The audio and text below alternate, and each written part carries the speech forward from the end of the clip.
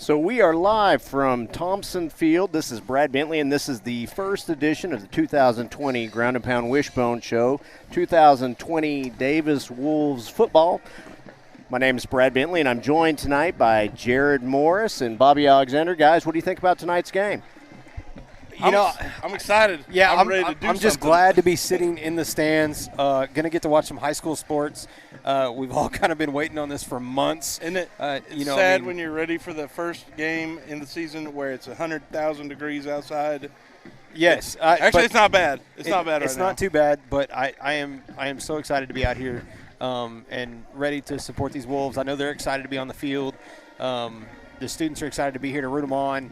And, to be honest, we're not making a big trip into to Oklahoma City.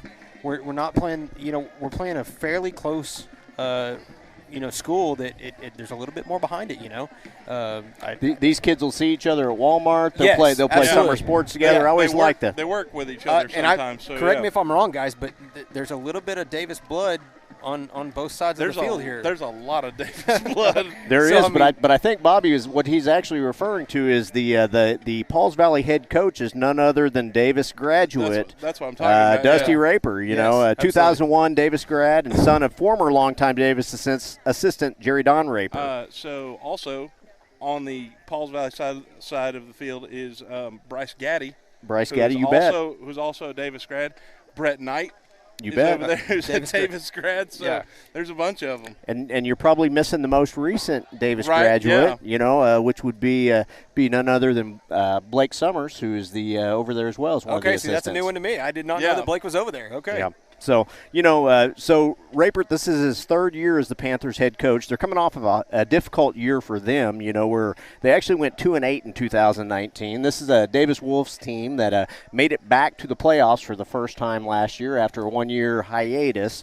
5-5 last year, looking to kind of build on that. I know the senior class, talking to Coach Owens last night, he said, this senior class has really put the effort in. It's one of the hardest working classes that he's had. So I'm excited to see what the 2020 edition has to offer. Yeah, talking about the Davis Wolves, 2019 ended with a 5-5, but a return to the playoffs after a year, out. Got to bounce back and go after that. We were all there for that Millwood game, a really good game, came down to the wire.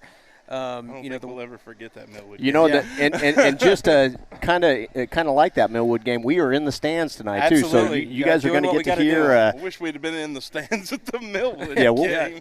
We'll hopefully not have to just sit on feed troughs anymore. Yeah. The key point is I think we are outside again, so there's no telling what you guys will hear. Outside. You'll hear some good ambient noise, I'm sure. It'll be great. With the Wolves, they're bringing back quarterback Colin Dulaney with a host of returnees and playing experience. And Colin's got some starting experience here. Yes, off and on. Yep, yeah, so absolutely. Talking about the Wolves, we're in 2A8. Now we're back in 2A4, where we have been for so long. So kind of back to some good old stomping grounds. We got a few newcomers to the district. I believe Frederick's going to have to make a travel to us this year. You bet. Thank goodness we don't have to make that long road trip. We'll not have to look for that one year, next year. But we're going to be going back to Lindsay. Marlowe is, I believe, a road trip for us this year. Are we? No, I don't remember. They're coming I think here. Marlowe is home. Yeah, Marlowe is home. I've got a schedule with me. I've got it right here. So I really think that the boys are excited for this. They're playing some teams that are close to home. They're back on their familiar stomping grounds. We've added some new things to our offense. Our defense has always been, a stronghold at Davis. We attack the ball. Now our offense is gonna have some extra athletes back there. So. Absolutely. This is actually the first of 5 away games that we're going to have this year. Pauls Valley tonight. Next week is Murray County Bedlam. We go to Sulphur. And then we're home against Wynnewood. Tishomingo is away, Lindsay away, and then our last one will be the next to last game of the season at Marietta. So altogether, not a tough road. Yeah, we don't as far as distance. We don't get a lot of bus trips this year. Not lengthy bus trips, that is. So. So no concerts is what you're saying. They're shortened concerts. Tishomingo and Marietta, these are going to be one night only. So, and if you're watching, one of the things you guys probably miss out on is the bus rides here. We usually try and pick a genre of music and have a concert on the way down. So, Yep. So, there is Pauls Valley does have a unique thing that only a handful of schools have done, and I don't know if you guys are aware of this, but Pauls Valley is one of about 5 schools that actually has a winning record against Davis that has played them more than 10 times. So, I know Pauls Valley actually leads the all-time head-to-head 6-5, right. So this is our time to kind of tie it up. But could you guys name any of the other schools that are – with have played them more than 10 times and have a winning record against Davis? With a winning record. One of them I think is pretty easy. We've been playing them for a while now. I'm going to have to go with the obvious one, be Sulphur. Sulphur, you bet. That's one. That almost burns coming out of my mouth a little bit. I'm not going to lie. I'll give you guys Heritage a hint. Hall. Heritage Hall. There, I was going to give you a hint, but you got that one. So there's 2. There's 2 more. 2 more. Man, more than 10 times. One of them is in district. I'm going to go with Marlowe. So it is not Marlowe. Is it Lindsay? It is Lindsay, unfortunately. Lindsay all-time 5-9-1. We are against them. We got to fix it. Then the last one is actually Purcell. So again, there's only 5 teams out there that has a winning record against the Wolves with more than 10. They played more than 10 times. And that's not a bad list of teams to have. No, not really. So that's pretty good for us and says a lot about us as far as I'm concerned. So. They're all state championship winners at some point. Every one of those schools has a ball, has a gold ball. So. Absolutely. One of the cool statistics, and I always got to give a shout out to Boyd Fulton. Boyd every game sends us a bunch of really cool statistics that we actually use in most of our broadcasts. And one of the ones that he provided was the number of times that we've been knocked out of the playoffs by the state champion, and we actually lead the. We lead the number of times in state for all classes for the number of times being beat by the eventual state champion. Well, and I was trying to find that statistic real quick. By number 1. Hey, yeah, that's the one you want to lose to, right? So, you're talking about Boyd's information. He does have another good one here. Yeah, go ahead. So, the 2020 season marks the 106th year anniversary of Davis' inaugural football season and their 92nd overall football season.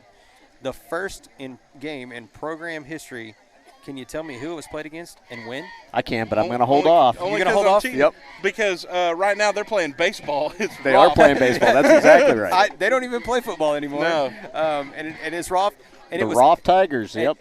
And it was actually my wife wasn't born back then, obviously in 1914, but the date is actually her birthday at September 26th. Oh, wow. So, man, that was quite a while ago. So we're sitting here, the 30th and 25th anniversaries of Davis's 3rd and 4th state championships, and then the 20th anniversary of the 2000 state runner-up team. All 3 of those teams had been coached by Coach Joe Weber. So, so 1990 Wolves ended 15-0 campaign, beating Cashet Hall, winning the Class 2A state championship. 95 Wolves shut out Nowata 28-0. And so this is, trying to get our, having our return to playoffs last year against Millwood in what was a great game. Millwood really was a good game. And I think, is something that I think these Wolves and this coaching staff and what we as fans are hoping that they build on. Yeah, and, absolutely. Start out strong. I think they're hungry now. And this group wants to go out there and get it done. They want to fight till the very end. And talking about that group, Brad, you got our starters, man? I do. Let's go through some of these. We got about 5 minutes before kickoff here, so let's go through. We'll start with the offensive starters. You always got to start at quarterback, right? So at quarterback, number 11, Colin Dulaney, a 6'2", 193-pound senior. So again, I know you guys were talking about it. He had the opportunity to start all last year. He played some meaningful minutes the year before. So again, this is a gentleman that's well tested. In the 2 early scrimmages, was able to break off a long touchdown run. So good battle-tested guy, and I think he's going to be a real key to how successful the offense is. At fullback, Drew Parks, number 22, a 5'10", 160-pound junior. At right halfback, Jake Britt, number 5, a 5'8", 135-pound junior. At left halfback, Brandon Blankenship, number 30, a 5'9", 157-pound senior. So, again, got some juniors and seniors mixed in there at the fullback and halfback positions. In the receiving backfield, you've got at split ends, you got Taylor Lawrence, number 88, a 5'9", 135-pound senior. At tight end, probably one of the better-looking kids out there from the build perspective. I think he's a really good athlete. That's number 15, Ty Burks, 6'2", 160-pound senior. And, again, made some nice contested catches. Really looking for a lot from him this year with the new things they're kind of throwing into the offense and him being such a big body, getting those 4 or 5 yards when we need to. So, absolutely looking for a lot from him this year. Yeah, on the offensive line is a good mix of juniors and seniors. You got some big guys and some not-so-big guys, but overall, good offense there. At right tackle, I guess this guy would be one of the big guys, right? Wyatt Fisher, number 71, 6'4", 245-pound senior. He's a big guy, and he's the one you want to get off the bus first. Yes, absolutely. At right guard, Levi Baxter. That's the luxurious locks of Levi Baxter. You bet, man. I'm going to talk about Levi's hair all season. We are going to talk about and we actually have a couple new hairdos on the team this year. Is that right? I mean, between him and Fisher, there's a lot of hair. There is. So I think my son's goal is to just grow his hair out as long as Levi's. So, again, Levi, number 56, 5'11", 220-pound junior. At center, probably one of the captains of the team. I think one of the most important players is Tanner Claxton, 5'9", 200-pound senior. Again, linebacker, center. I mean, two very important positions. Mm-hmm. Yep. So at left guard, Chase Warren, number 63, 5'8", 200-pound senior. At left tackle, Gavin Moore, number 72, 6'2", 245-pound junior. And it looks like we've got the captains coming out on the field right now representing the Wolves this year. First game is number 11. Have one commercial. 11, Colin Dulaney. Number 11, Colin Dulaney, is the captain for the Wolves tonight. And so looks like number 9 for Pauls Valley. I don't know who. Do you see number 9 on? Number 9, I have. That's Chasen Jolly. Chasen Jolly represents the running back. Running back looks like is out there for the Pauls Valley Panthers. So we were able to go through the offensive starters. Let's see if we can run through these defensive starters real quick. I think we got a few minutes. We can go ahead and run through this real quick. There is some overlap there. A lot of these guys are having to play Ironman football. So at nose guard, number 56, Levi Baxter and his luxurious locks, 5'11", 220-pound junior. At defensive tackle, Wyatt Fisher, number 71, 6'4", 245-pound senior. At the other defensive tackle, Gavin Moore, number 72, 6'2", 245-pound junior. At inside linebacker, Drew Parks, number 22, 5'10", 160-pound junior. And then the other inside linebacker, Tanner Claxton, number 59, 5'9", 200-pound senior. Outside linebacker, Tucker Miller, number 9, 6 foot, 162-pound junior. The opposite side, other outside linebacker, is Lathan Dickinson, number 8, 5'6", 135-pound junior. And I'm going to go ahead and make a prediction right now that I'm going to get number 8 and number 9 confused about 800 times since they play the same position. I also know you're going to say their numbers a couple times, too, because Lathan last year was all over the field. So you bet. Then in the defensive backfield, we've got at strong safety, Colin Dulaney, number 11, 6'2", 193-pound senior. Free safety, Tuff Hammonds, number 4, 5'11", 137-pound junior.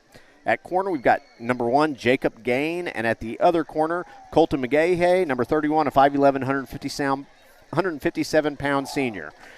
Couple guys that I know the coaches mentioned, and here come the Wolves for the first time this year that you'll probably see play a lot this year will also be Rawls and Burks, both at outside linebacker, Blankenship at linebacker on offense, Colton McGahey at split end, Lane Rawls at running back or fullback. So, again, those are some other guys that I think you're going to see featured. I think they've got a lot of guys that are interchangeable. They'll be running in and out all the time. So, and I know that we've got a couple that are new this year that come on. So we have the luxurious locks. Now coming over from the basketball team, we have the flowing mane of Cody Caraway. Okay, absolutely, absolutely. Is playing football this year. And I've got to kind of, both of those guys they're worth me during the school day, an hour out of the day. They have a third partner in there with them as well, who's also on the football team. But I've got to give him a little crap because he's got like a Justin Bieber-ish toupee looking hairdo. So the JB toupee, the flowing mane, and the luscious locks are the 3 hairdos of the football team. There you go. Okay, so let's hope Yeah. let's hope we have a football team that makes our makes us proud to be the hairband out there. Yeah. So we are setting up to kick off. Looks like kicking tonight's going to be, looks like 31. Colton McGahey is going to kick off for the Wolves. Pauls Valley back in the south end zone to receive.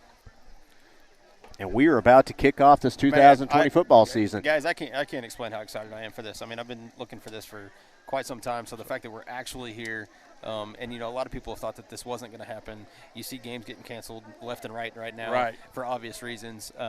You know, just right down the road, Wynniewood had a game canceled on them for tonight with Long Grove. But we're here. We're playing football. You know, you can see the sideline. They've got the kids spread out trying to, you know, take all their precautions and everything. But, man, hey, it's Davis Wolves football. Let's get ready to go. And you know, we've got to mention that this is being brought back. This is being brought to you by the Howl, the student media group. They're running. They're producing the show. They're producing content for us. You name it, messing with sound. They're doing it all. So we've got to definitely mention the Howl and say thank them when you see them for broadcasting Davis Wolves football. Absolutely, these kids are working very hard. As we're getting ready to kick off, looks like number 21, TK Jaggers, a sophomore for Pauls Valley, is back to receive. So, again, McGahey will kick off for the Wolves. That's big play, McGahey, if you remember last year. Yes. So, here we go.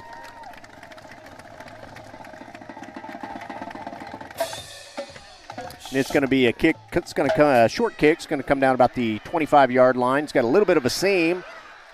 Looks like there was number 9, Chasen Jolly. Number 1 on the tackle. So that was Jacob Gain making the tackle there for the Davis Wolves. Good job there. So Pauls Valley will start with the ball. They'll have 1st and 10. Ball's going to be spotted. Looks like the ball's going to be spotted on their 42-yard line. So we get an opportunity to see the defense for the first time. I've been impressed with the defense through 2 scrimmages. Yeah. I thought they held up good, held up well with a larger Medill school and then also a similar size Dibble school. Quarterback gets a quarterback snap, goes up to the up back there. That's number 28, Landon Weilenman. I'm going to say that looks like 60, I think, is that 60? 59. And it looks like about 6 yards on that carry. Pauls Valley looks to go quick here. They are in the shotgun formation. That was Tanner Claxton on that last tackle there. Quarterback number 5 for Pauls Valley is a good-looking kid. He's a big quarterback. Well, you know, and he's just a sophomore, Brad. The Wolves are basically looking in a mirror right here at this Pauls Valley team. 2nd and 6 for the Pauls Valley Panthers. 9 goes into motion. Quarterback's going to keep, and he's brought down immediately by number 9. And I did not want to mess it up. So Tucker Miller, there you go. Tucker Miller on the tackle there. Nice job. Great job. Busted through that line and immediately brought him down by at his feet. Nice job that time blowing up the play by the junior there. Good job. Miller read that play, went through the line of scrimmage, blocked, didn't pick him up, and again, quarterback's back to shotgun formation into flex bone, so they're going to look a lot like what Davis is going to look like on offense. Yeah, absolutely. Looks like they tried to draw. It was kind of a late flag. Okay, so that was kind of delayed there. I mean, you know, he got back. I'm not sure.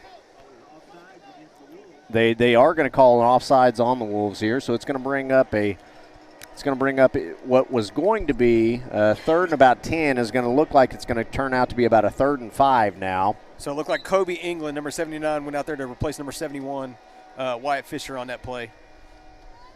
Coming up here. That's another big kid too, Kobe.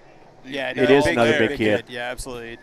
Kobe's actually just a sophomore. Yeah, so he's gonna play a lot. 9 in motion. Quarterback's gonna hand off to the running back. Good job that time of Claxton immediately reading it. He didn't end up making the tackle. The tackle was made by Parks there, but again, Claxton really blew the play up in the hole. Didn't let him have anywhere to kind of get going. And I think that's something we're going to see a lot from Pauls Valley. They're going to go to 28 Weilenman a lot. So 4th and short here Pauls Valley they are still under center, so we'll see if they're going to try and draw the Wolves off. No, Parker ran down the field calling a timeout there. Yep. So the Wolves take the timeout before. Again, they had a kind of a unique. It looked like a heavy set formation there, where they had two wings to the tight end side, and you could tell what was coming. They were just going to run straight power. And again, on a 4th and short there. Yeah, going back to that offsides play a while ago, you saw Wyatt Fisher coming off the field there, and Kobe England going out. And Coach Parker kind of got on Wyatt Fisher he there did. for a second. Coach Parker, with this group, the deal is I mean, it's next man up. You got to do your job. That's the one stipulation with this Davis team is always do your job. You have a job. No matter where you're at on the field, you have a job. Do your job. So the ball is at midfield right now. It's spotted at the 50-yard line. They're looks to me like they're about 3 yards short. The scoreboard still shows that it's 5 yards to go, but I don't think that's accurate. They're about 3 yards short of the first down. And again, midfield, this is a place where, a running team a lot of times is going to want to run power and just see if they can pick it up. Mm-hmm. They'll live with the consequences if they can't. So, again, they're back in that heavy set, two wings to one side, same side as a tight end, single running back to the opposite side, quarterback in shotgun formation. They're going to try and draw the Wolves off, and now they're looking to the sidelines to get the audible in. Looks like the Wolves might be bringing the house on this one. They are. Quarterback is going to keep, and he is going to have enough for the first down. Yeah, that's number 5, Justin Humphrey. So, again, just they ran to that power side. Power side did a good job of kicking out his players and just kind of letting them squirt through for a first down. So it's going to be a 1st and 10 at the 44-yard line. That was Tucker Miller making the stop there again. So, already hearing his name a lot just in these few tackles on the defensive side of the ball. Pauls Valley is now their 6th play of the drive. And I think just from what we've seen so far, this whole strong side, especially Tucker Miller, they're going to be getting a lot of work. So it looks like Pauls Valley is going to take a quick commercial break, and we'll do a quick break as well. You're listening to the HAL broadcast of Wolves football.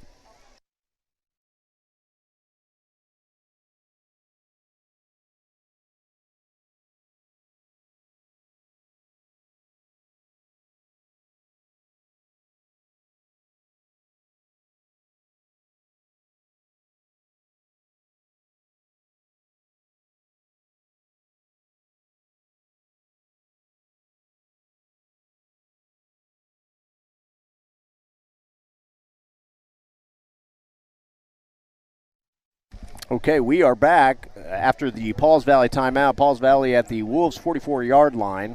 6th play of the drive here, started on their own 42-yard line. Quarterback's going to keep, this time on a direct snap. That time Claxton brought him down again. He's been all over the field early. It was hard to see kind of through that pile, but I hear a couple of coaches hollering out Tanner's name, so I'm going to go with that's who made that tackle. He definitely did. Dulaney, after a couple play break there, is back out on the field. Yeah, Ty Burks just came off. So, again, a lot of those names we already talked about, already interchanging quite a bit. So 2nd and 9, 9:02 to go in the first quarter, 0-0 ball game. Pauls Valley this time is going to go misdirection. Handoff goes to number 9. Parks and Claxton in on the tackle that time. And that was a shift from what we have seen from Pauls Valley, because usually number 9 has gone in motion. This time we had 3 coming from the weak side and them go to number 9 that time. So it's going to bring up about 3rd and 6. The ball spotted at the Davis 40-yard line. Again, first offensive series of the game for Pauls Valley, or first series overall for the game. Yeah. After the Wolves kickoff.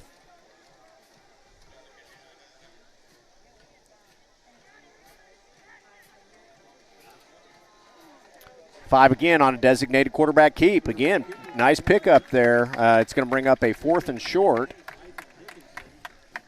Latham Dickinson on that tackle. Dickinson's been really active. It's going to bring up about 4th and 2. The ball's going to be spotted at the, it looks to me like it's going to be spotted about the 37-yard line. Yeah. I think they've got that marker sitting at the 36. So second 4th down play of the drive here. So they were able to get the 4th and 2 earlier on that straight power. Here, let's see if they're able to do it again. Straight flexbone formation. Again, quarterback's going to keep it and just try and go forward, and he does. Looks like he's going to pick it up there. He picked it up. Yeah, nothing tricky about that. Again, put a man in motion. Quarterback followed the motion man into the hole, just picks up the first down. It's going to bring up a 1st and 10. Again, 7:31 to go in the first quarter. 0-0 ball game. Long extended drive here for Pauls Valley. Yeah, something we ought to be real familiar with. You know, they haven't picked up a lot of yards on this drive, but it's been a long drive. You know, if you go 3 and 4 yards every time, you're golden. So 4 yards in a cloud of dust works pretty well most of the time. So quarterback this time hands off to the tailback. Tailback's met immediately in the hole by Parks. Also down on the bottom of the hole is Claxton. Again, those two linebackers, they've got a steady diet of plays. Yes, absolutely. So 2nd and 9 after the short pickup. Looks like Lane Rawls just going to give Drew Parks a little breather. Ball spotted at the Wolves' 31-yard line. Real quick, I'm going to give a shout-out. We got Mr. Randy Johnson, teacher at Davis. Randy Johnson. The Randy Johnson is watching us from the house. So shout-out to him for watching us. Quarterback's designated keep again this time. Played a little bit better, but still able to lean forward and pick up 3-4 yards there. It's going to bring up a 3rd and medium. This is where we're just going to have to start, getting through that line and hitting him before he really gets going. So 3rd and 5 now on the 26-yard line. Pauls Valley now approaching the Davis Wolves red zone for the first time.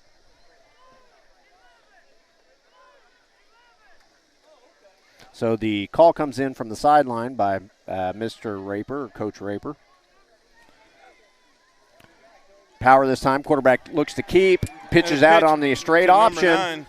Dulaney that time does a good job of stringing it out, but he kind of fell forward there he still. Falls back, gets just past the line of scrimmage, but we do got looks like a thing's called hold. Yep, We're going to back him up 5 yards here. It was almost immediate as that play started there. Mm-hmm. So good job that time by the Wolves of stringing the option out. Taking away the quarterback play, and then after the pitch, really did a good job of playing the running back. And it looks like it's going to be a play for naught anyway, because they're going to back it up on the penalty. 5:42 to go in the first quarter. 0-0. I just noticed that we also have the voice of the Davis Wolves. Right here close to us. Dr. Mapes right there. Dr. Mapes right there. One of our favorite people to kind of razz quite a bit, especially you bet. during basketball season. But that was for you, Mr. Johnson, if you're still watching that out is there. His probably favorite pastime. It is, without a doubt.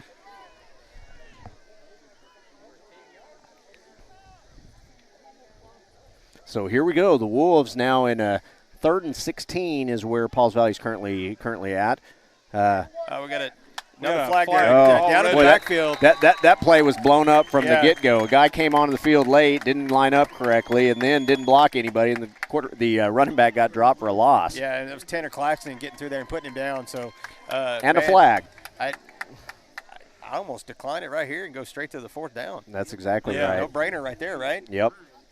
Yep, and that's just what happened. So this play started at one time. They were at the 26-yard line. They are now back to all the way on their 40-yard line after those negative plays and the penalties. So it is going to bring up a 4th and 19. So this is their third 4th down. We've got another flag. It's going to be a delay of game. So that'll back them up. Let's see. The officials are going to meet on the field there. Again, 5:08 to go, 0-0 game. Pauls Valley with a long first series here. They've actually had the ball. This will be the 13th play on this drive. Yeah, so again, we've talked about it before. This is something that we're really familiar with. They run the same offense. It's as Mr. Moore stated, 4 yards in a cloud of dust. So the ball is going to be brought back to, it looks like, the 45-yard line. Quick kick that time, and it is almost blocked. It is blocked. Nice job that time by, I think great job there. That was by Levi Baxter. Levi Baxter, the luxurious locks. So I don't know if it was him or his hair that blocked it, but something got the ball. I'm going to It looks like he's got it tucked pretty well, so okay. I'm going to give him credit for that. I'm starting to think that's almost like it's like he's Samson like Hercules, thing. right? Yeah. If they cut his hair, I'm going to say he's got to keep it. So you'll have to tell Levi to watch the film and see if it was him or the hair that blocked it. Yeah, absolutely. I think we need to request the video for that one. Okay, but he definitely blocked that punt.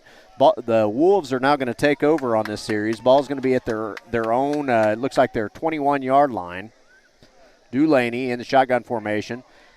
Same play this time. A little misdirection there to covered up by a whole bunch of Panthers. Oh, we got a flag that comes out late. I think there was a little bit too much celebration there. A little celebration on top of the player. That's always going to get you. That tackle's going to go to Braden Patchell. Yep. So Parks was the ball carrier there. He was actually dropped for a loss, but the penalty is going to go forward for the Wolves. It's going to go against Pauls Valley.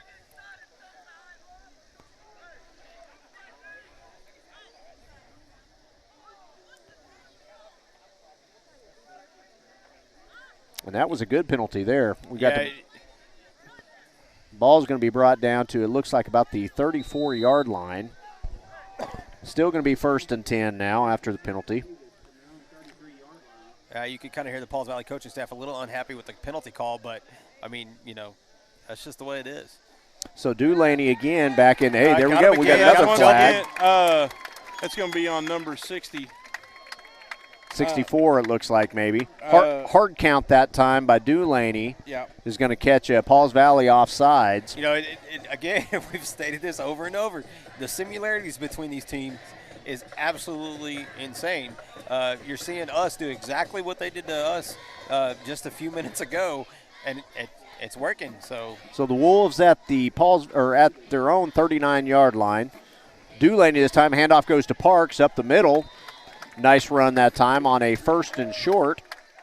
Tackle made by number 11. It's going to bring Luis up Mendez.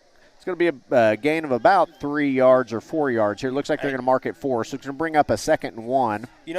These kids are already starting to get a little chippy. Maybe there's some mouth. I think maybe it's the fact that this is both of their first live games. Being I hate to be going back to this, but going to be in quarantine for so long, they've all got it built up aggression. And now they're just getting to let it out. So Dulaney in the shotgun. He's going to look back to pass, looking for Cody Caraway. Caraway is open. Great job right there. So Cody waited on the ball. He was going a little faster, and that was good. Going to the ball. The old, in your front yard playing with your dad.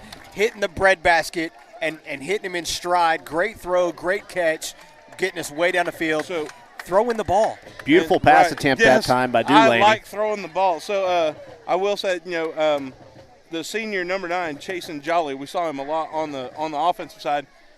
He's their defensive guy in the backfield. So after the long pass, the Wolves are now in the Pauls Valley red zone at the Pauls Valley 13-yard line, 1st and 10.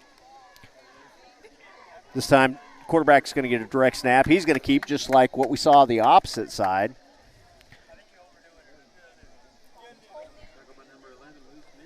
Short gain that time. Ball's going to be spotted on the 10-yard line now, so it should bring up a 2nd and about 7. I think the board operator might be a little behind. He's showing 3rd and 10, but it should be 2nd and 7 on the 10. One thing that you can see after that pass is there's a little frustration on that Pauls Valley There definitely defense. is. So Dulaney in the shotgun formation. He's going to keep the ball and see what he can pick up here. Able to pick up a couple. And I've got numbers 44 and 5 on that tackle. So 44. And that's Braden Patchell, and that's his 2nd tackle so far. It's going to bring up 3rd and 3. Ball's going to be spotted at around the 6.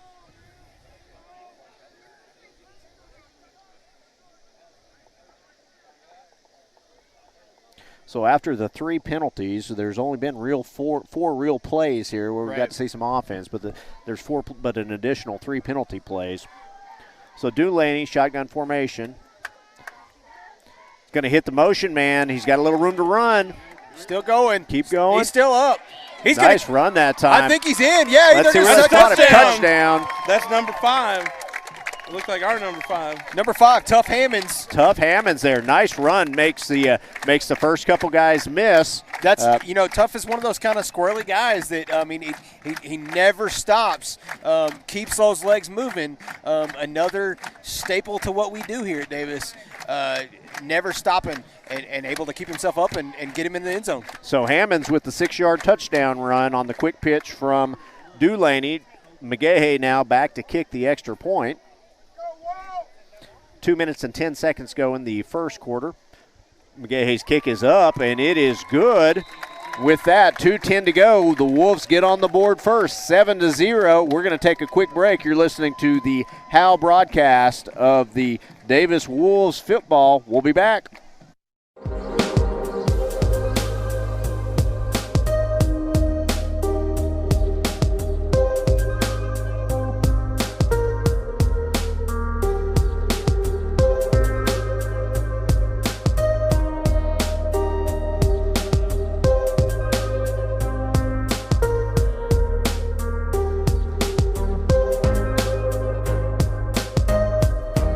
Jewelry, watch repair, and custom jewelry.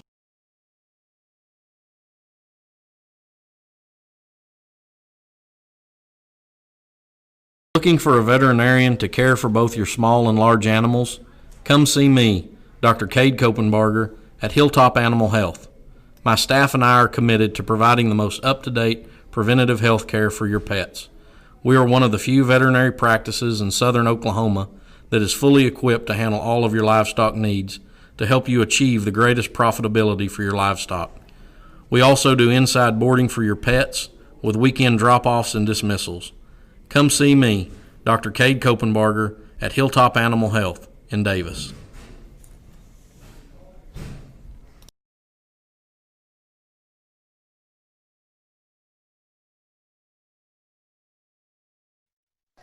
So we are back, and hey, we did have one correction there, didn't we, Bobby? That was my fault. All on me. I looked the line above. Number 4 is Tough Hammonds. That number 5 touchdown was on Jake Britt. Jake Britt with the tough run, scoring the touchdown there, 6-yard touchdown run. Great job by Jake. My apologies. I'm getting older. It happens, man. It happens. So here we go. McGahey to kick off. Good kick this time. Ball's going to come down about the 25-yard line. It's fielded by number 9. That's number 9. Oh, the ball's on the ground. So one good hit there. The ball coughs out. Looks like he's able to fall on it, but again, not much on that return. That was recovered by number 29 for the Panthers, Jose Fabella. So Pauls Valley starts their second drive here, now trailing the Wolves 7-0 with 2:01 to go in the first corner. First quarter. Hey, I'm sorry. That's okay. I'm just glad that I've got our kids. I at least know some of theirs. I would be struggling with that other lineup down there. So. I'm just sitting over here not talking a whole lot. Yep, it happens. Okay, so here we go. Pauls Valley back in the flexbone formation, just like the Wolves, number 9 in motion. They're going to go back, misdirection. This time it is sniffed out immediately. Good job that time by 3 different defenders. You had Fisher, you had Moore, you also had Tough Hammonds, and you had Dulaney all in on that play. They were all over number 14, Jackson Coates. So that is going to be a no gain play there. The ball is at the 37-yard line. It's going to bring up 2nd and 10.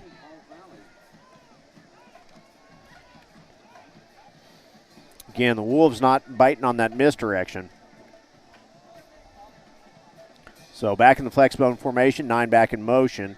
Handoff, quarterback's going to keep, he's going to fake the handoff. He's got 2 or 3 guys going to drop him for another loss. Played again real well by this defense. Again, this defense has seen it, in fall camp, this exact offense. So if there's, both teams you would think would have a defensive edge in this game. Yeah, that looked like Lathan and Tough both in there on that one, number 8 and number 4. So again, a loss of about 2 on that play. So it's going to bring up about 3rd and 12. Ball's now at the 39-yard line. Quarterback looks to pass for the first time. Ball is in the air. Right through Caraway's hand. Through Caraway. Caraway with nice coverage there. Really well played overall. They were playing their quarters. I think Cody was just surprised that the ball ended up right in his hands. And that's one. And Cody's one, like we said, Didn't play last year, right, from the basketball team, but already having a big impact on this game. Absolutely. I mean, he's an extreme athlete, super quick. That's why you see him in the wide receiver, D-back situations. So Hammond's back deep to receive this punt after the 3-and-out by the Pauls Valley. Hammonds catches a punt. He fair catches. It's going to be the Wolves' second possession after their initial touchdown. Right. Smart choice taking the fair catch there. I mean, obviously had 4 or 5 Panthers right in his face, so. We got about 39 seconds left in the first So 39 in the first quarter. You know, when you have 2 wishbone-style offenses, clocks get eaten up pretty quickly. So. Ball's going to be marked at the Wolves' 28-yard line, 1st and 10. Hey, but 2 passes is better than it usually gets for me. So that's usually more than we'll see in a couple of games. So that's and Dulaney 1 for 1 in his passing attempts. I mean, right now you can't get better than 1,000%, right? Yeah, that's right. So here we go, Dulaney, flexbone formation. Going to go misdirection here. Nice job that time by Britt. That was a helmet-to-helmet shot by number 28. Jacob Gain taking one. I mean, Jake Britt. That's Britt. Hey, was that Britt again? Yeah, that was Britt twice. again. So, again, they went back to that Britt play that was able to squeeze one in a few minutes ago. He did a good job of making the first guy miss. He backed through a couple of them before he got turned around. I'm going to owe Jake a dinner for missing his number, that many times already. So it's going to bring up a 2nd and 9 now. Ball is at looks like the 29-yard line.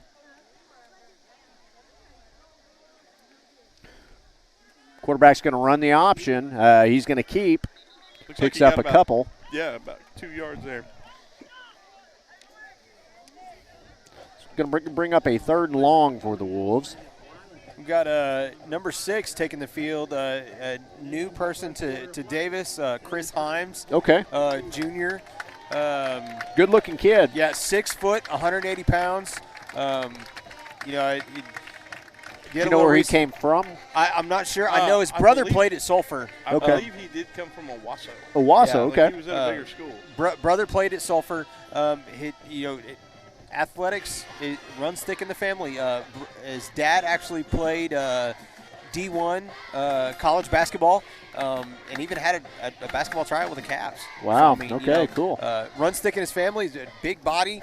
I've seen him a lot in practices in that tight end position. He kind of stands out, doesn't he? Because he's really good catching ball. He's a bigger built kid. Yeah. He looks like a high level high school or college looking kid. Absolutely. I mean, he says, I've talked to him a little bit. He says he's faster than everybody. Okay. I don't know.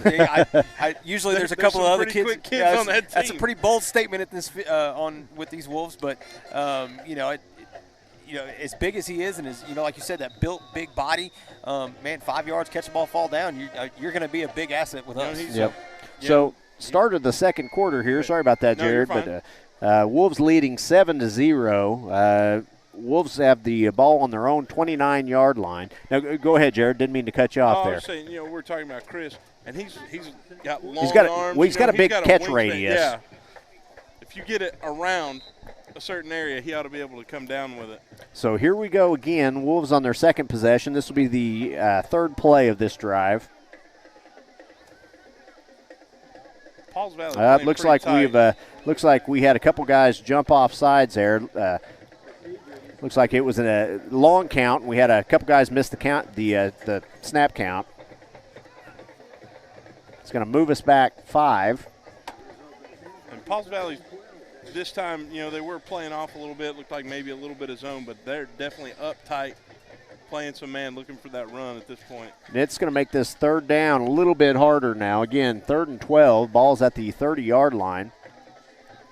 Actually, it looks like that scoreboard has at the 30. Now they changed to the 27. So here we go. He's going to run the straight option here. Dulaney looking to keep the ball. He's got some room. He's got some room. There he goes. He's at the 40, 30. He's at the 20. He's going to 15, 10. No man. Touchdown. There you go. Great. I'm going to tell you right now, Dulaney, he's done some work during this offseason. He sure has. Gained a lot of speed. I don't know that we saw that a lot from him, that breakaway speed. And that's something that we talked to Coach Owens about over the summer. When we were there, we got to go film a little bit of the practices, and And that's one thing he said, that Colin had gotten some speed on him. Yeah, showing it right there, breaking away speed, getting through the line, and 4 or 5 guys, D-backs, trying to chase him down and couldn't catch him. So McGahey to kick the extra point. Dulaney is the holder. Here's the snap. Kick is up, and the kick is good. With that, it is now 14-0. The Wolves lead the Panthers. 11:44 to go in the second quarter. We'll take a quick commercial break, and we'll be back in a few minutes. You're listening to the Hal broadcast of Davis Wolves football.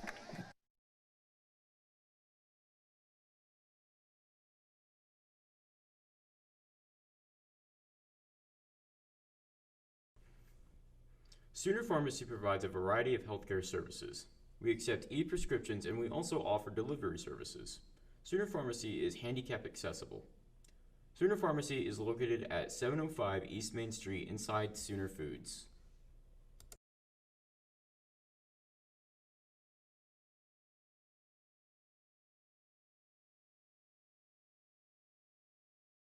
Mountain Fried Pies, located off I-35, exit 51 near Davis, Oklahoma, has been serving customers for more than 30 years.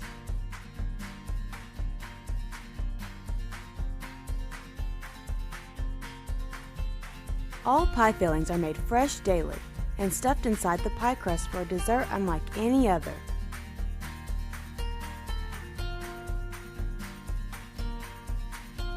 Flavors range from cream pies, fruit pies, and even breakfast pies.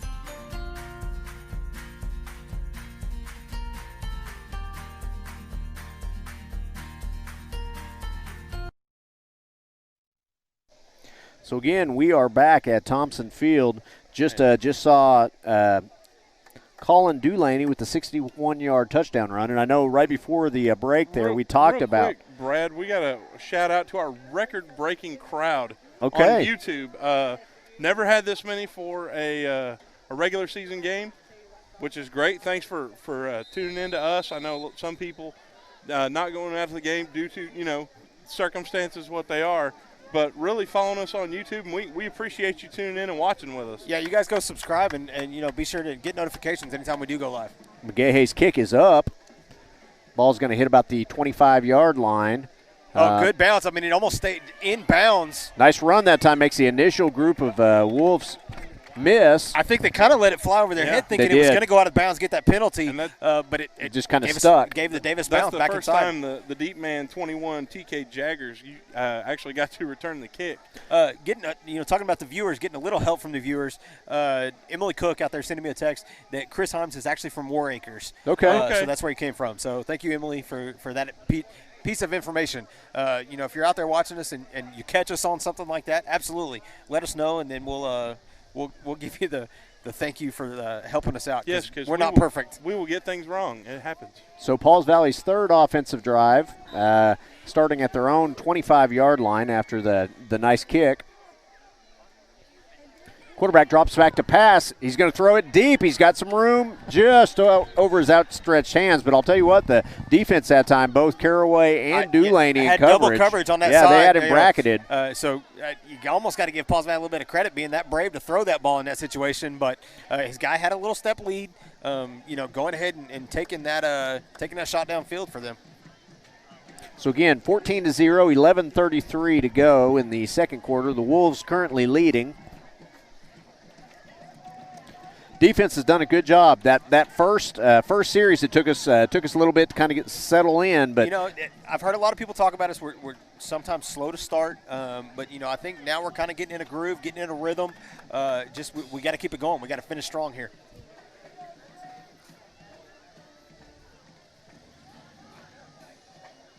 Low snap for this Paul time. Valley. Okay, handoff goes to the tailback, and again, that's going to be a loss at him. We got a late flag coming in, but I don't know exactly what it's at. I think they're going to get a late hit. We had him wrapped up, basically stopped, and we had another player come in and kind of lay a hit when it wasn't necessary. So it does look like it's going to be marked off against the Wolves. Parker out onto the field to talk to the officials, see exactly what they're calling here. Parker may not be able to see that exactly what happened, but again, going back to built-up aggression. Some of these kids, that, hey, they see an opportunity, they're going to go get that hit. But, you got to show a little bit of composure and discipline and know when, it's not necessary. We had him repped up, had him stopped, let him go to the ground and don't take a shot. 15-yard penalty is going to move the ball now to the Pauls Valley 39-yard line. Still 1st and 10.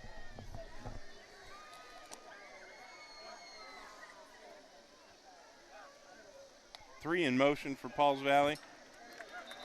And they're stopped right at the line again. It's a good job defensively there, line, making 71 opening that spot.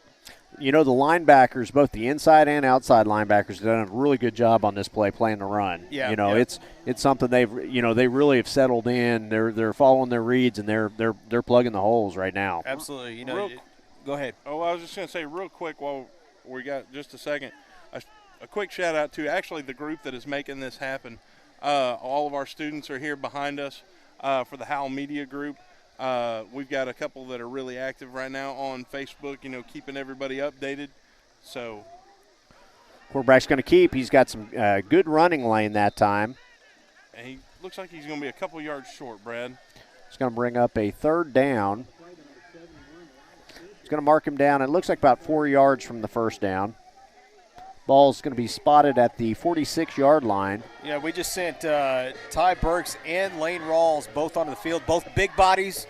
Mm-hmm. Both thumpers, man. Both thumpers. So I think we kind of know where it's coming here. They're going to put that's it down exactly our throat. Right.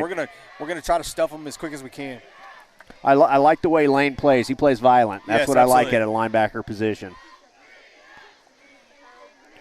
Quarterback is going to keep here, and he's going to be able to pick up the first down. Nice zone read that time. Yeah, we bid on the running back. Quarterback just pulled out and hit him. But it's a good fake. It's a good job by their quarterback there. They're going to be on the Davis Wolf side of the field now. 1st and 10. Ball's going to be spotted down at, it looks like, about the 47-yard line.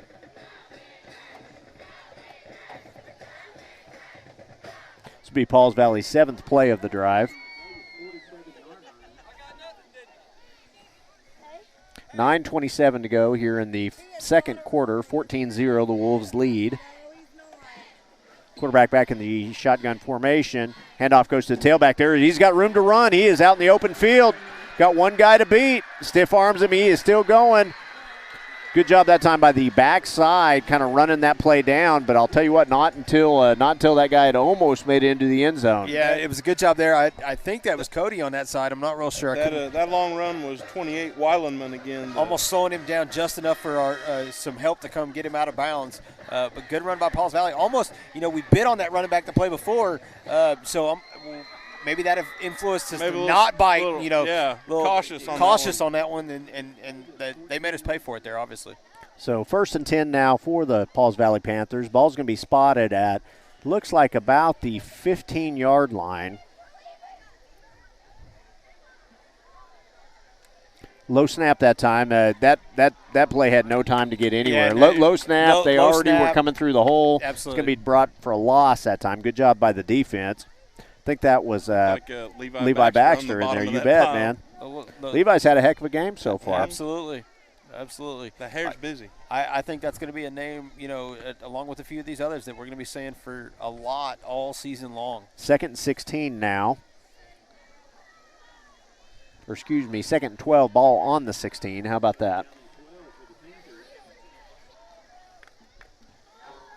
So defense starting to stiffen back up here. Quarterback's running the zone read again. This time he does give to the tailback. Tailback picks up a couple, but again, it's going to bring up a 3rd and long. Looks like the quarterback got his legs folded up a little bit on that one. And really, it was a good job by the defense of playing both the quarterback and the running back.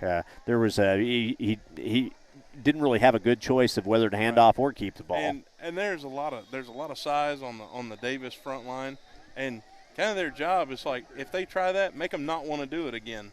And so they're just going to keep hitting that. If you keep hitting the quarterback, they're going to want to change exactly what they're doing every time. So it looks like they're going to mark it pickup of about 1 yard. So it's going to be about 3rd and 11 from the 15-yard line.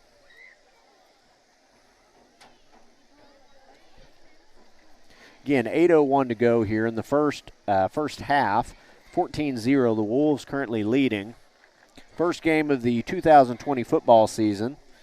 I know we talked a little bit about Dulaney's long run. You know, he also had about a 70-yard run in one of the initial scrimmages. So, you know, he kind of has shown a little more explosiveness early on, and, you know, it kind of caught me off guard a little bit. You know, he used to be a little heavy-footed. He's not. He's really picked up some good speed and quickness this year. Absolutely. You know, about a year ago, you know, at Davis, they started doing a lot of speed and agility type training. You know, offensive coordinator now being high school principal Trey Owens. That's where, you know, being from Davis, but he's been a lot of places. He's seen a lot of different things. That he kind of lives and breathes that speed and agility training. Starting to do it a lot with the younger kids in Davis, getting them started early. In just a year and a half doing it with these high school kids, I think you're really starting to see some of those benefits. We got a lot of speed out there. We do have a lot of don't have a lot of size. We're pretty limited on the amount of size we can put out, but we have lots of speed across the field. But I think that's always been a stature for Davis. You know, we've been the small guy, but we've fought till the very end, and now you're adding speed to that. So it's given us some new options, some new looks. Been great so far, so let's see how it goes. So Pauls Valley back in the flex bone shotgun formation here. He's going to move his tail back over. Looks for the misdirection. Good job that time just reading the quarterback, and again, minimal pickup. It's going to bring up 4th and long. Now, tackled by number 72 for Davis. Now, one thing I will tell you is I watched this guy early kicking field goals. So I'm going to, you know, he does have a leg. So I'm curious to see if they're going to roll out a field goal team here, or if they're going to actually go for it. Because I did watch Pauls Valley before you know, when they were warming up, and he was nailing some pretty good long field goals. So looks like they're going to get. They are going to go for it. It's going to bring up the ball's at the 14-yard line, 4th and 10. Again, quarterback's going to drop back to throw.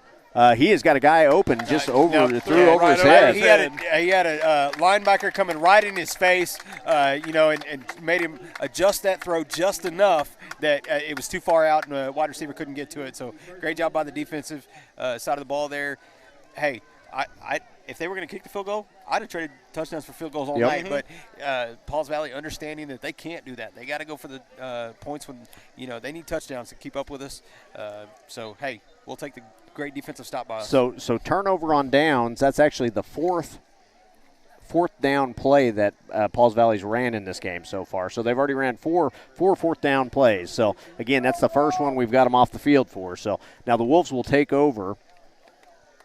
Davis at the 14-yard line. Quarterback rolls back to pass. He's got a guy open. Oh man.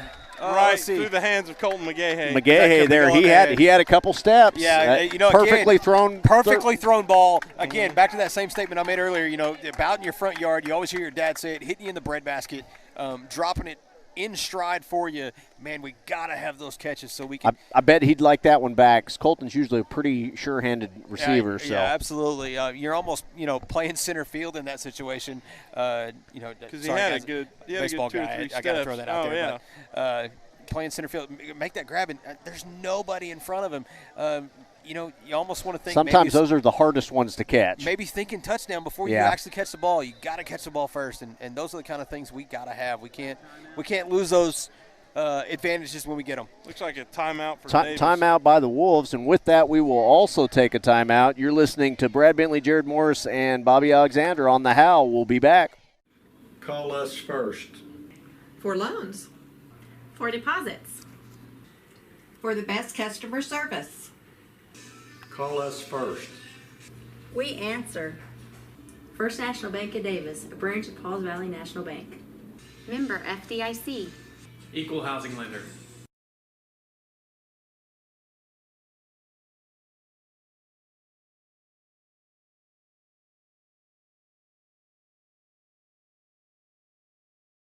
Looking for a veterinarian to care for both your small and large animals? Come see me, Dr. Cade Kopenbarger, at Hilltop Animal Health. My staff and I are committed to providing the most up-to-date preventative health care for your pets. We are one of the few veterinary practices in southern Oklahoma that is fully equipped to handle all of your livestock needs to help you achieve the greatest profitability for your livestock. We also do inside boarding for your pets with weekend drop-offs and dismissals. Come see me, Dr. Cade Kopenbarger, at Hilltop Animal Health in Davis.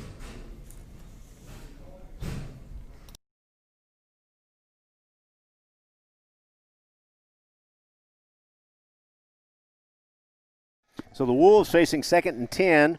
Quick pitch goes to the outside this time. A little bit of room to run.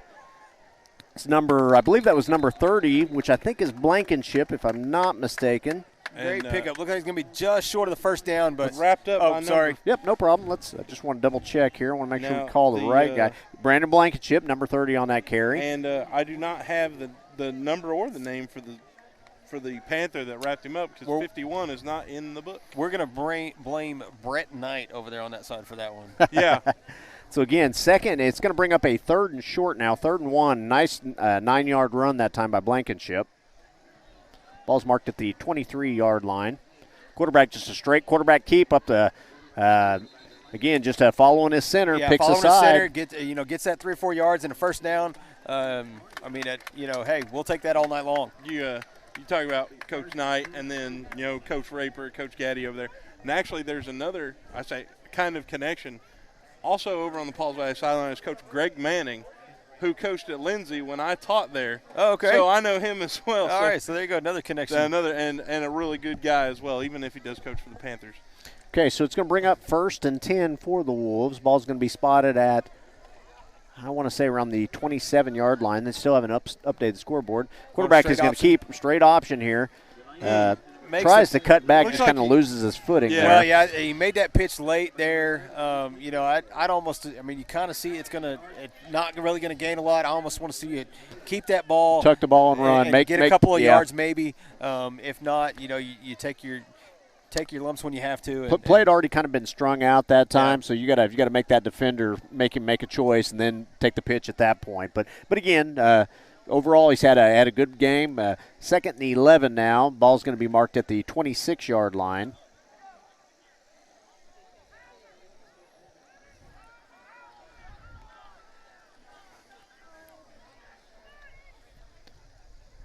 Handoff goes to the tailback this time. Again, 30 Blankenship with the carry.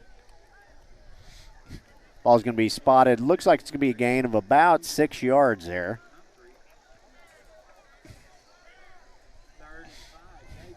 Bring up a 3rd and 5. Ball's at the 32-yard line. We haven't done this in a while. 5:03 to go in the first half. Wolves currently leading 14-0. This is Davis's 3rd offensive possession of the half. First 2 both ended in touchdown.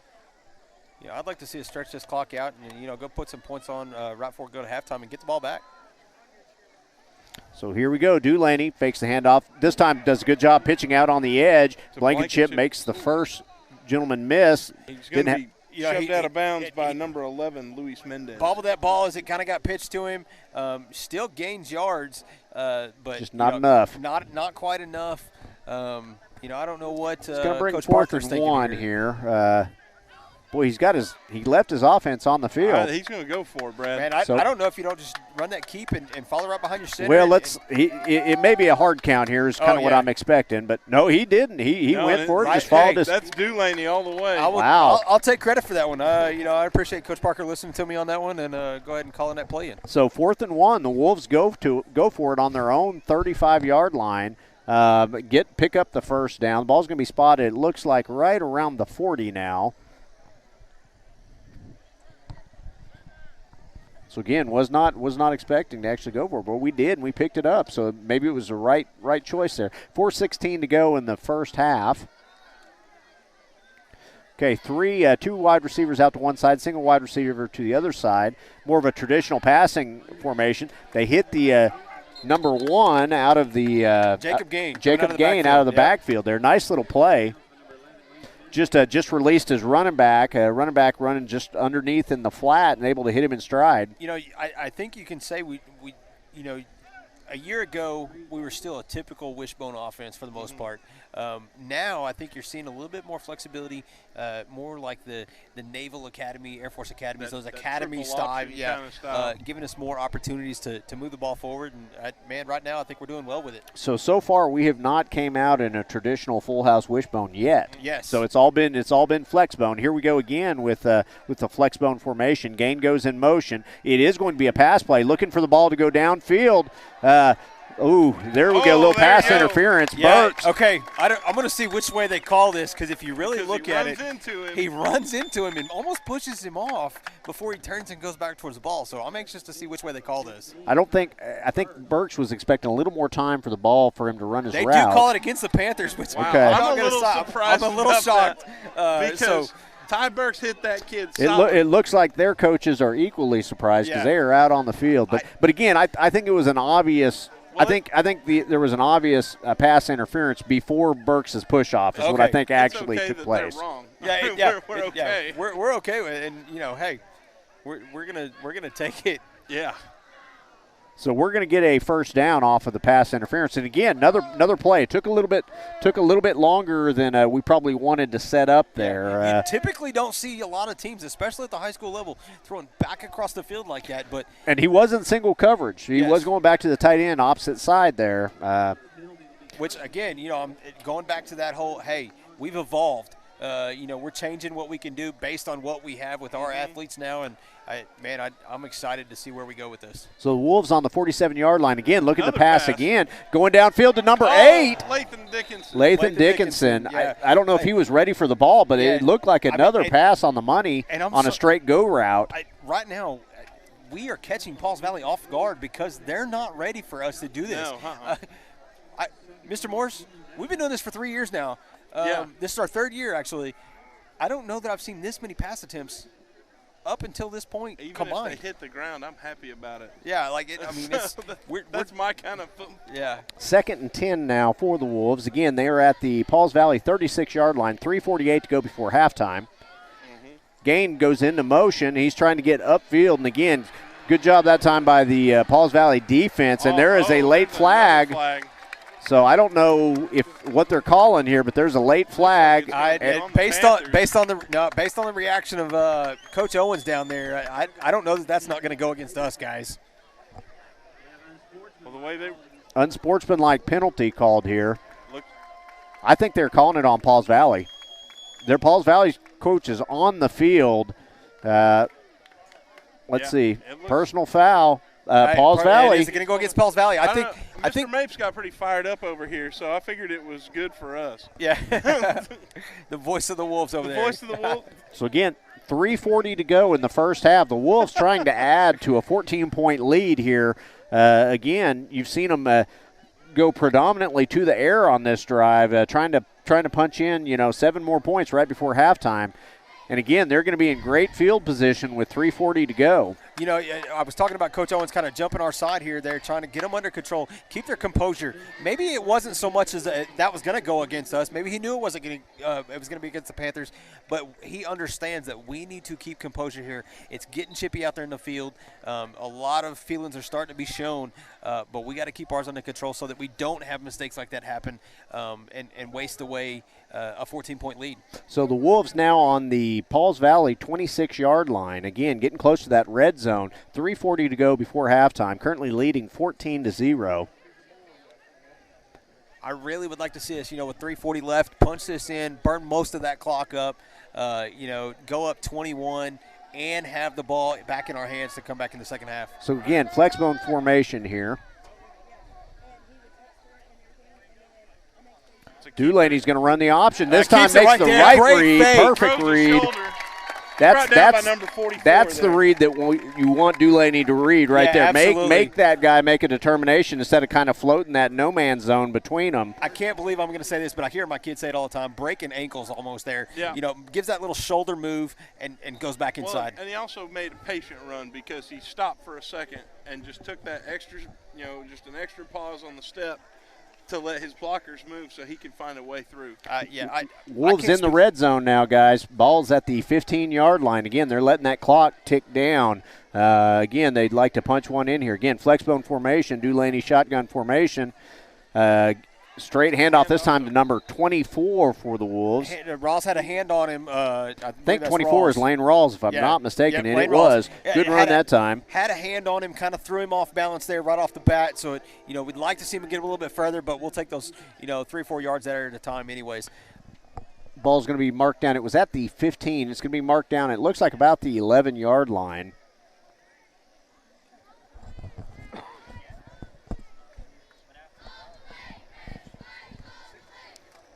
going to bring up about, they've got it 2nd and 8, but it's got to be closer to 2nd and 6. So, again, heavy formation. Dulaney's just going to do a straight quarterback behind the heavy formation. We saw Pauls Valley featured that earlier with number 15 at quarterback, basically where you've got two wings behind two wings behind your tight end side. Quarterback just pulls the ball down and follows those 3 lead blockers and see what he can pick up. You saw Pauls Valley number 44. I don't know what his number is or what his name is, but Braden Patchell. Yeah, he got around those blockers there really and was almost waiting on Dulaney just to. Meet him like a. He's kind of been like the center for their defense. Yeah, he's making plays. Guy. So 3rd and about 7 again. It looks like it's right at 7 yards. Dulaney's going to keep this time. He's got good room to run. It's brought down just outside the end zone. He might actually have the first down right here. We might be 1st and goal with just under 2 minutes to go. It looked like they do mark first down. Yeah, they sure did. Man, I can't speak to how surprised and not I shouldn't say surprised. That's probably a bad word, but I'm kind of taken back a little bit by Dulaney's performance tonight thus far. Showing a lot of talent both tonight. running and throwing. Yes, done a good job. Being impressed actually with. Yeah, that's probably the best word I should have used. Yeah. Ball is at the 4-yard line. Ball goes to Rawls there. Rawls kind of stumbles forward, puts his head down, picks up what he can. He's going to be just short, but it looks like it's going to be marked down around the 1-yard line. That's one of those tough plays. You hate it to your big guy that's not afraid to take a hit. You give it to Rawls and let him pummel his way forward. Lane plays like he's renting his body. So. Yes, absolutely. He doesn't care how he turns it back in either. I think we've had that multiple discussions. Yeah, we've had it a bunch of times.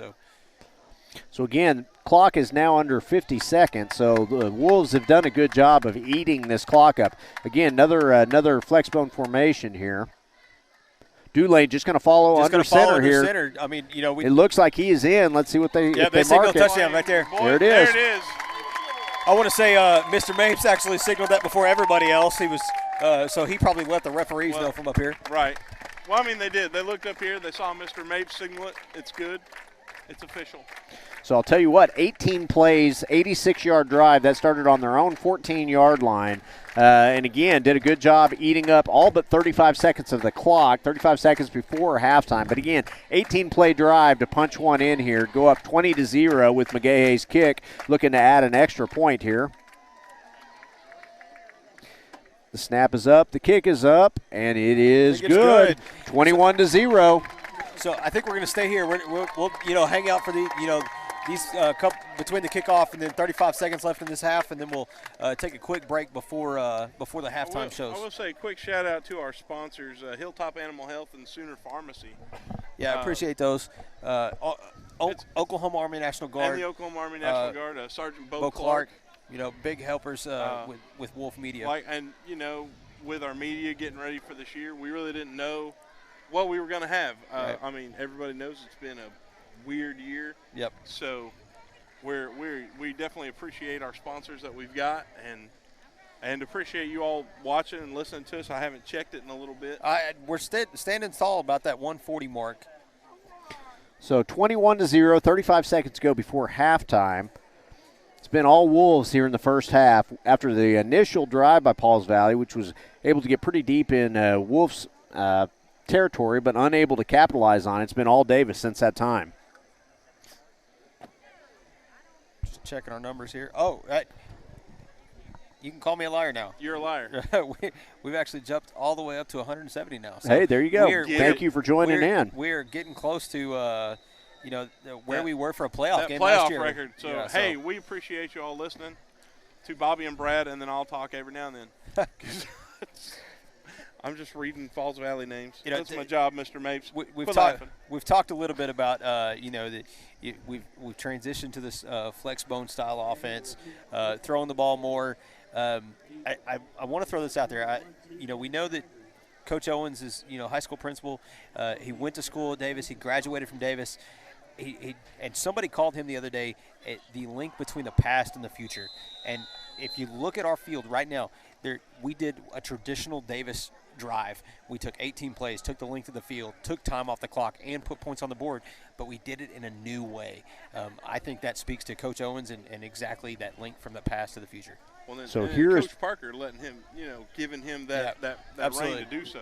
You bet. McGahee's kick is on there. I'll tell you that young man was running, wasn't he? Yeah, that was number 9, the senior, chasing Jolly, and he was on the move. He did meet a brick wall there, but again, he hit at full speed. So it'll be the Pauls Valley's 4th offensive series. Again, this one's going to start on the Pauls Valley about the 36-yard line. They've got 31 seconds to go, so I expect to see them put the ball in the air here. Again, this may be some good tests for our defensive backfield. Dulaney and Hammonds and those guys. Quarterback's actually going to keep straight handoff this time. That's going to run the clock down unless they call a timeout here. We know what this feels like. You're typically a run flex. They are going out of the flex mode, but they're not putting the ball in the air that much. We know what it's like to play from behind. When you don't put the ball in the air, it makes it a long, tough road to come back from, which is, quite honestly, this is almost exactly where we want to be. And you see the Pauls Valley is good to just let the clock run out and go into halftime. And they do. So 21-0. The Wolves currently lead at halftime.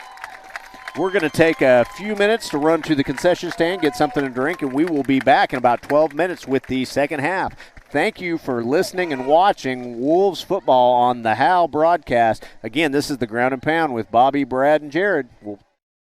Hey, look at this. I just got totally free checking at Vision Bank. Vision Bank has free checking? Totally free. And I got a free gift when I opened my account. No monthly service charge? No. Plus I have free bill pay, free online banking, and a free instant issue debit card. And it's all free? Yes. Plus they have 3 totally free account options and 2 of them pay interest. And they have it right here at Vision Bank? Yes, at all 8 Vision Bank locations. So totally free checking at Vision Bank. Now you've got it. Get all the details and start saving today with totally free checking at Vision Bank, member FDIC.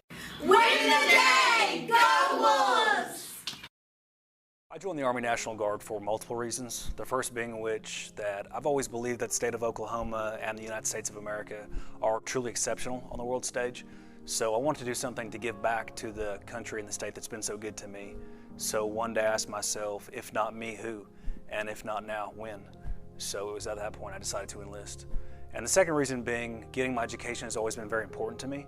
So after doing some studying, I found the Army National Guard's college benefits were far more competitive than anything else out there.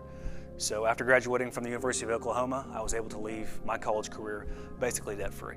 Now that I work in recruiting, I get to see people's lives change for the better by the Army National Guard on a daily basis. And people enlist for different reasons. It could be the competitive college benefits we offer, it could be a part-time paycheck, the job training we offer, or even healthcare. But regardless of why someone enlists, the fact still remains that their part-time military service has served as a stepping stone to propel their future.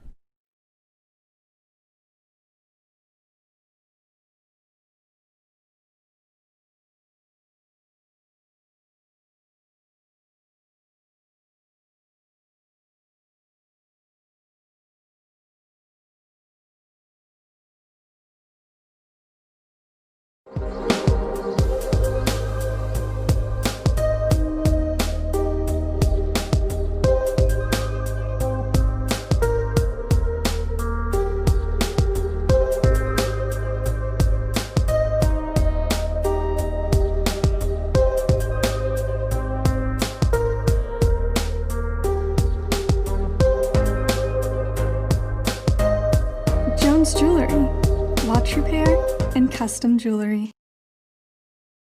Are you looking for a great deal on a new Chevrolet or a great used car? Then come on down to Mike Hellick Chevrolet, located at 1630 East Main Street in Davis. Check out our wide selection of new and used cars, visit with our friendly staff, and enjoy a no-hassle buying experience. And as always, no dock fees or ADPs. Mike Hellick Chevrolet is a proud supporter of Davis Wolves football.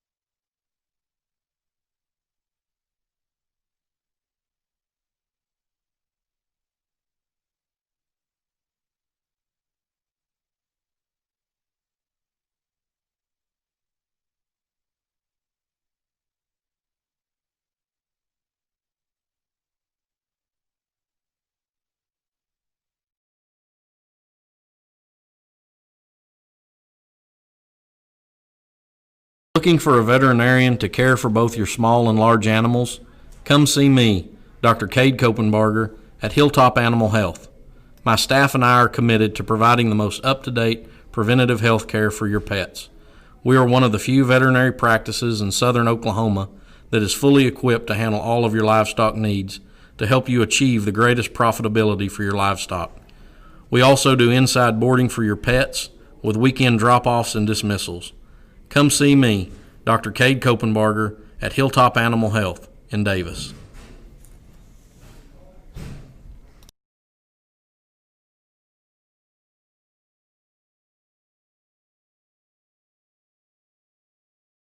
Mountain Fried Pies, located off I-35, exit 51 near Davis, Oklahoma, has been serving customers for more than 30 years.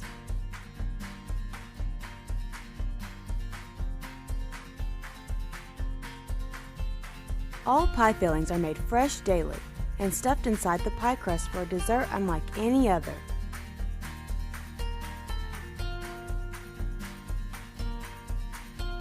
Flavors range from cream pies, fruit pies, and even breakfast pies.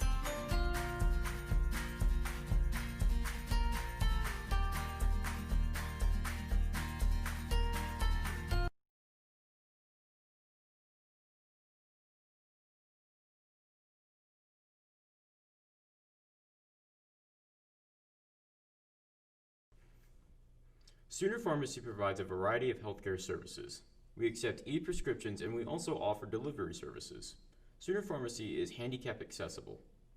Sooner Pharmacy is located at 705 East Main Street inside Sooner Foods.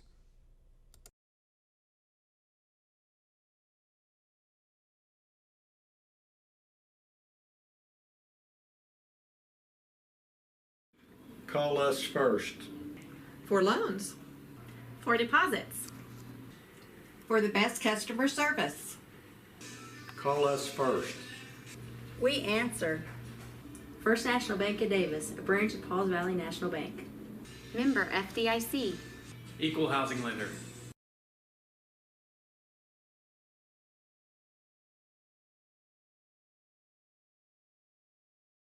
Hey, look at this. I just got totally free checking at Vision Bank. Vision Bank has free checking? Totally free. And I got a free gift when I opened my account. No monthly service charge. No. Plus I have free bill pay, free online banking, and a free instant issue debit card. And it's all free? Yes. Plus they have 3 totally free account options and 2 of them pay interest. And they have it right here at Vision Bank? Yes, at all 8 Vision Bank locations. So totally free checking at Vision Bank. Now you've got it. Get all the details and start saving today with totally free checking at Vision Bank, member FDIC.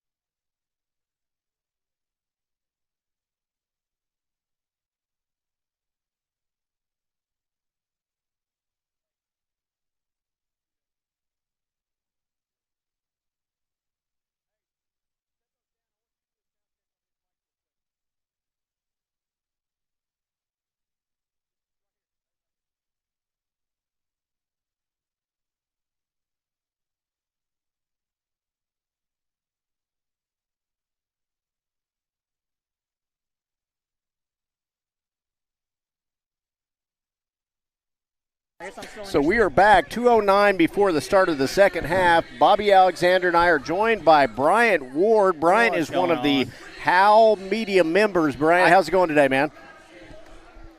And dead silence. He just threw to you, and you were Look absolutely at silent. that. Where are we at? Let's try it again. Hey, Bryant, how's it going? That's my candy. Calm down. Okay, we're failed in. Let's go to the third time here. Okay, Mr. Ward. Yep. So good first half, 21-0. The Wolves are leading currently. So what would you like to see happen here in the second half? More blocking. More blocking. You knew it was coming. I like it. You knew it was coming. More blocking. So there you go, Bryant Ward. He is the first victim. He didn't offer a whole lot, but he did offer something. So that's important, a little bit. He was the first victim of this year. I've gave these kids. I told them all at some point or another, you are going to be live on air. All these kids need to understand that. But with all that being said right now, I cannot speak highly enough of this group of kids. They've worked very hard, in kind of uncertain times, You bet. They've gone out, tried to do some commercials for some people, for some local businesses, and trying to get ready for all this without really knowing what was going to happen. That's exactly right. Hey, and speaking of that, picked up a sponsor at halftime. So, yes, it's one of those things that, I will keep them under wraps until maybe our next meeting. But again, if you're a sponsor out there and you want to be part of this broadcast, we'd love to have you. It's one of those things that and I will throw it out there. I did get an email from a potential sponsor that wants to be a part of it. We apologize for not getting to you. We've again kind of been working in uncertain times, so thank you for reaching out. We will be in touch with you. And guys, understand these kids are working very hard. We're actually going to have a pregame show shot with 2 students as the anchors of that pregame show starting next week. Yeah, and if you are unaware, every now and then I'll get the text that says, "Hey, what's going on? I can't hear." Just remember, it is 100% student driven. Yeah, absolutely. Absolutely. So it's one of those things that again, when they're doing well, it's all the students. When they're not doing well, it's all the students. So we get the privilege of just being on the air when they're actually doing all the hard work here. Yeah. I just went absolutely blank right there. I don't know what happens, just happened. Well, 21-0. It's about to start the third quarter here. The Pauls Valley Panthers will kick off. Now, I would not be surprised to see an onside kick to start the second half. See if they can get some momentum back. Let's see if that happens. Real quick, it all came back to me. Right. I do want to apologize. I know some people commented on here that they couldn't hear the band.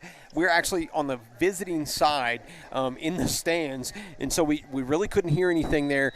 I promise you guys, as we're at home and the band's in front of us, we will have that band on the live stream for everybody. We want to showcase everybody at DHS, so just bear with us from that standpoint. So here we go. Pauls Valley will kick off. Pauls Valley with a deep kick. I was wrong. Nice kick. McGahey is going to field it at about the 5-yard line. And again, he's got a lane. Oh, he's got some room here. There we go. Let's see if he may be gone. He is gone. Touchdown. He stayed inside. There it is. McGahey with the 95-yard touchdown to start the second half. I think he was making up. Yeah, making up for that pass. He knew, hey, that ball is in my hands this time, and I am not missing this opportunity. When you give that kid that much room to get ahead of steam, it's hard-pressed to catch him. I'll tell you what, and I don't know where, again, I'm going to say it's 95 yards, but it hit right around the 5 to 6 yard line. He took that one to the house. So, blazing speed right there. Because I happen to have the live feed up, and I have to give credit to Sherry. She got that really well. That's awesome. Did she? There you go. Good job, Sherry. Really good. And hey, that's going to be great footage. Again, going back to what our kids are doing, there's also going to be a hype video. That's exactly right. Hey, the big game next weekend. That's right. Mm-hmm. Big game on the schedule. I don't know if anybody knew that or not. Little bedlam. Right so let's see what's going on here, though. It looks like, I don't know if they're saying he stepped out of bounds. Let's see what's going on here. It looks like the Wolves' offense is back on the field. The ball is at the 40-yard line. So I'm not exactly sure what has happened, but the 95-yard touchdown is wiped off. The Wolves have the ball at the 40. I don't know if it's first and 10. I don't know. I got excited and I didn't know. I'm not sure. All I can think is that they think he has stepped out of bounds. Nice pass that time to number 30 for the Wolves.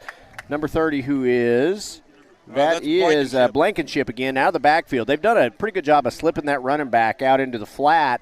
Dulaney with a very accurate pass, able to pick up good positive yardage. Picked up about 5 on that play. Give some props to the offensive line there. I mean, Dulaney stood in the back for a couple, 2-3 seconds, with really nobody in his face. He didn't really have any pressure until right before he was going to throw, and, I mean, he had plenty of time. They did bring a corner on a blitz there. I believe it was 18, and he just couldn't get to him in time. So 11:07 to go. The Wolves leading 21-0. Again, we thought they had taken the opening kickoff for a touchdown. It was called back, saying he stepped out of bounds on the 40. Handoff goes to the up back here. Parks picks up a nice run that time. Good run, getting the first down. Tell you what, it looks like the Wolves are kind of sapping Pauls Valley's will to play here, starting off the second half. I mean, like we said last half, back in the first half, we could tell, especially after Cody Caraway's catch, the defense was starting to act, getting irritated, and you can see it's kind of carried over into this half. They're so frustrated. Wolves with all the momentum right now. 1st and 10 at the 45-yard line.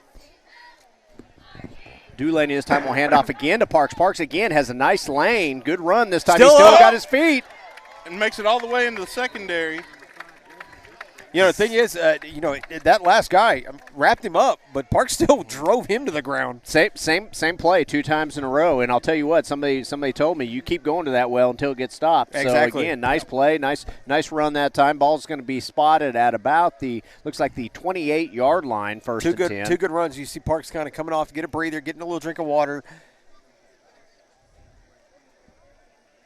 Again, Pauls Valley, a lot of players with their hands on their hips already. 10:03 to go, the third quarter. Wolves currently leading 21-0 and driving. Dulaney in the shotgun. Flexbone formation. Goes to the up back. This time Rawls. Ball's on the ground.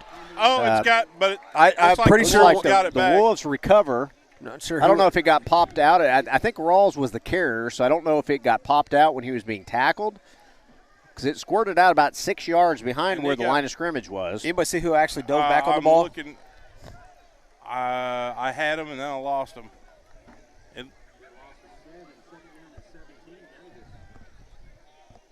Honestly, I can't see now because there were a lot of there was a lot of white it, in that area. So that's one thing.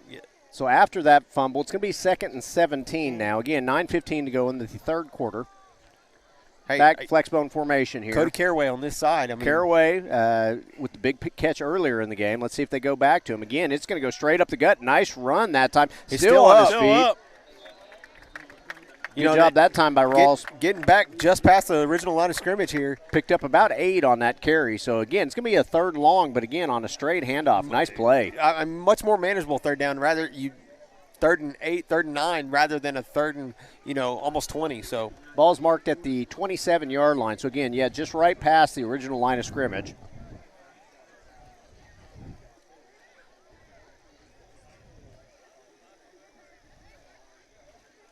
Wolves taking their time. No hurry to get out of the huddle there with the 3-touchdown lead.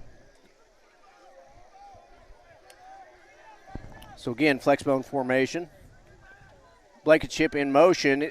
He's got him open over here. Down deep. That's 31 McGahey. Touchdown.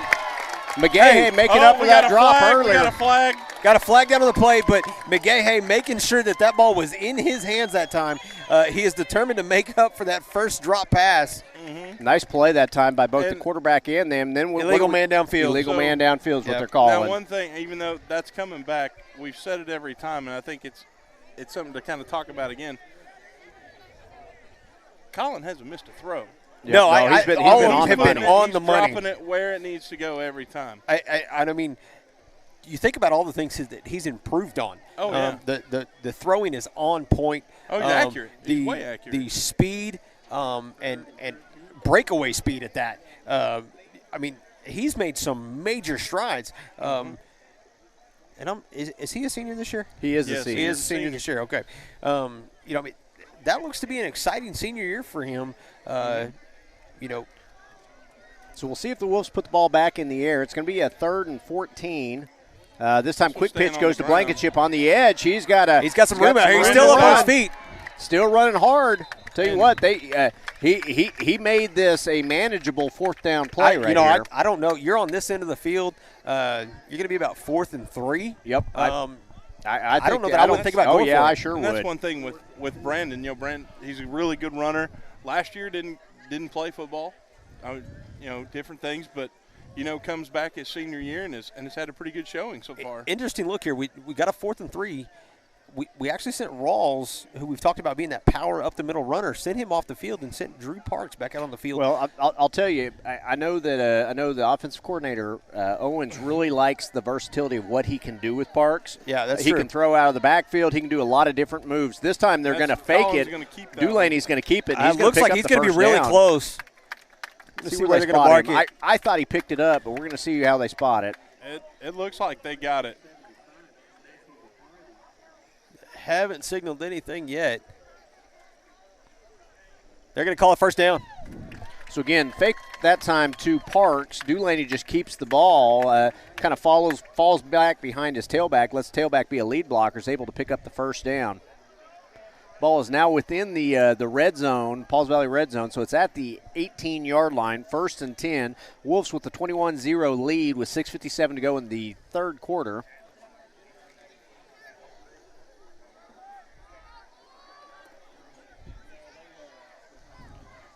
Blankenship goes into motion. Dulaney looks to pass. Again, this time the pass goes to Burks. Nice job by that time, the defensive back. Looks like number 9. The defensive, that'd be number 9, chasing Jolly again. Somebody's hurt. Who was that? That is Burks who went up. Burks. Oh, man, I hate to see that. Really holding that knee. He's kind of been battling a little bit of a knee injury most of the preseason. So, again, looks like it's a cramp. So, again, they're working on him right now for cramps. So, again, first game of the year, always you see a lot of this where people, it's hard to get hydrated. It's hard to get used to playing conditions when you're out there. Again, these kids had virtually 6 months of sitting at the house. Yep. And so they're having to work back into this. And quite honestly, we've only really known that we were going to be full force back into this for, a couple of weeks. So these kids are kind of getting thrown no pun intended here, thrown to the wolves. Yeah. And we've already talked about there's schools all over the state. Wynniewood being one that had games canceled. I mean, just within the last few days that were supposed to happen tonight. Right. And there's a lot of schools that just within the last few days have all gone virtual. Yep, absolutely. So I mean, we're kind of playing as we go. Yeah, we're having to deal with it as it comes. So that's the second time we've went to that where we've kind of snuck the tight end from the opposite side on a flag route and thrown to that back corner. They threw it earlier in the game and just were unable to connect. That's the one that drew the 15-yard pass interference play. And then they went back to it here. Again, two good thrown balls, well played that time by the defense. Ball hung up probably a little bit longer than he wanted it to, and the defender is able to kind of break on the ball and get his hand up and knock it away. If not, that's a touchdown. Now we do see, Ty's up walking back on the sidelines as we get ready for this second down play here. So 2nd and 10, 6:38 to go. Ball at the 18-yard line. We've got and it looks like they got the Panthers to come off sides. Let's see how it certainly looked that way. And they are marking that Pauls Valley jumped off sides there. Again, they brought one of the flexbone wings faked him going into motion, then went back to his original position. It caused his defender to jump over. Yep. So that's going to pick up 5 yards here. So it'll bring up 2nd and 5. Ball is at the 13-yard line. Wolves doing a good job of eating up this third quarter clock with a 21-point lead. And, scoring points right here almost puts Pauls Valley in, no man's land. Mm-hmm. So flexbone again. This time the handoff goes up the middle. Parks with the run. Nice run. Gets down to about the 1 or 2. Had a lot of Pauls Valley kids still chasing the option play out to the side. Right. I'm going to be honest. I was still chasing Colin Dulaney around the corner. So the ball is going to be spotted at the 1, 1st and 10. Again, and I got a feeling we're going to see another quarterback sneak right here. Dulaney right behind that center. It's worked all night long. Dulaney is a big, strong kid. He's got prototypical size. He's who you want. Again, this time we're in a flex bone, so we're not in that same formation. Looks like the ball's going to go to Parks. Parks is going to punch it in. But you talk about Dulaney following center. I mean, you've got Claxton and Baxter, all of them doing their job. I mean, the O-line is playing very well. Yeah, I will say I don't think that's a group we probably haven't given enough credit to. Right. We've talked a lot about Colin and, McGahey and Caraway on these, skill positions, but those things aren't available and aren't options without those big guys up front. Right. In the trenches, doing the battles up front. And I'll tell you something else that we've done really well today. And while we watch McGahey kick the extra point attempt here, and his point is up and good to give the Wolves a 28-0 lead with 6:07 to go. That doesn't always happen in high school football. No, we're 4 for 4. I don't want to jinx anything, but yeah, what I was talking about earlier is. Well, maybe I forgot. Apparently, Come on, we got sidetracked. Yeah, hey, first game, right? It's first game jitters. First game jitters. There you go. I said it a while ago. I lost my complete train of thought. Yep, there Took you about go. 30 seconds for it to come back to me. So it's going to happen, and we are by far not professionals. That's at exactly this. right. But if you want to make us professionals, just give us a call, right? Yeah, absolutely. Yeah, there you go.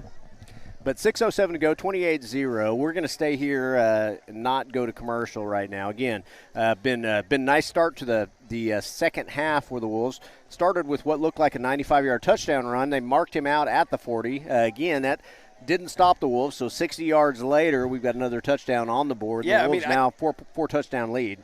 I'm sure Colton would probably disagree with me, but I don't know that I don't like the way that happened a little bit better. Yeah. We still got points on the board, but we ate a ton of clock. And as long as you got the ball out of their hands. So one thing that we haven't touched on yet is that for Pauls Valley, we've called about 5 names. They have a lot of kids over there, but they're not changing a bunch of them out. Yeah, they're having to play a lot of minutes. These guys are playing a lot of minutes, and they are getting tired. Yeah. And so they're getting hit by those guys. And then so Drew, to start out that drive, Drew gets a couple good runs, and they don't want to hit him anymore. Right. Because they're wearing out.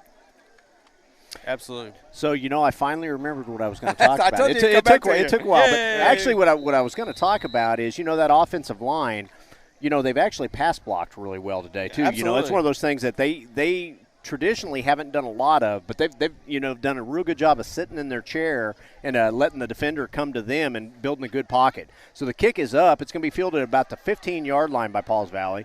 It's got a little bit of a lane. Got a lane there. Got to move. Looks like we're going to get him out of bounds. Good job there by McGahey. He made the tackle from his knees, it looks like there. Yeah. Just got a hold Almost of the just guy's got a leg. hand on him enough just to kind of get a push Shove in him there. out. Yep. Good return that time by the Pauls Valley Panthers. Gets the ball down about midfield. Let's see where they mark it. They're going to mark it on the Pauls Valley side, but about the 46-yard line. So 1st and 10, Pauls Valley at the 46. It'll be their first series of the second half. Pauls Valley still in the flex bone formation, quarterback in the shotgun. 28, their fullback, he's a good-looking kid. He just hadn't been able to kind of get going every time they've done the handoff to him. The kid at fullback there, he just, there's been Wolves all over him right at the time of the handoff. When you can get those big kids before they can kind of get some momentum, you can slow them down. And again, here it goes again. This time he gets a little momentum, and that's why you want to get him down early because when you get one of those big guys moving, they're hard to bring down. Yeah, absolutely. So first down run that time by Pauls Valley. Again, Pauls Valley coming out with a little bit of fire on offense, trailing 4 touchdowns. I mean, yeah, you almost have to. Eventually, we're going to have to see them start really picking their speed of play up, which is not their forte. It's not what they're used to. There's still a lot of football, but you're in a hole at this point. So handoff goes back to 28. 28 actually hurdles the defender there, which is a penalty, but didn't get observed. So they're going to let that one go. Yep. I think they're going to let the clock go a little bit. Well, again, they are on the Davis side of the field, so good opening series for them. Ball's going to be spotted at the 37-yard line. It's going to be about 2nd and 7 this down.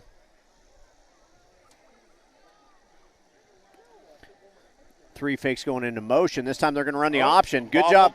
Good job that time by the defenders. That's Lane Rawls there again fumbled that pitch and gave the Wolves time to kind of recover there and drop him for a loss.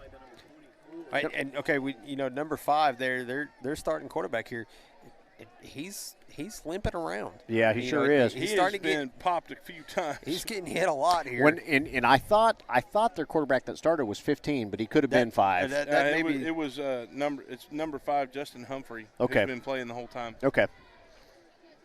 So here we go. Humphrey back in the flex bone shotgun formation. Fakes the handoff. He's going to roll out looking to throw. Dickinson, Dickinson just about gets to him. He's able to get the ball away and get a long completion for a first down. Yeah, just a little bootleg play out to the outside, dump it off to a receiver basically standing there waiting on the ball.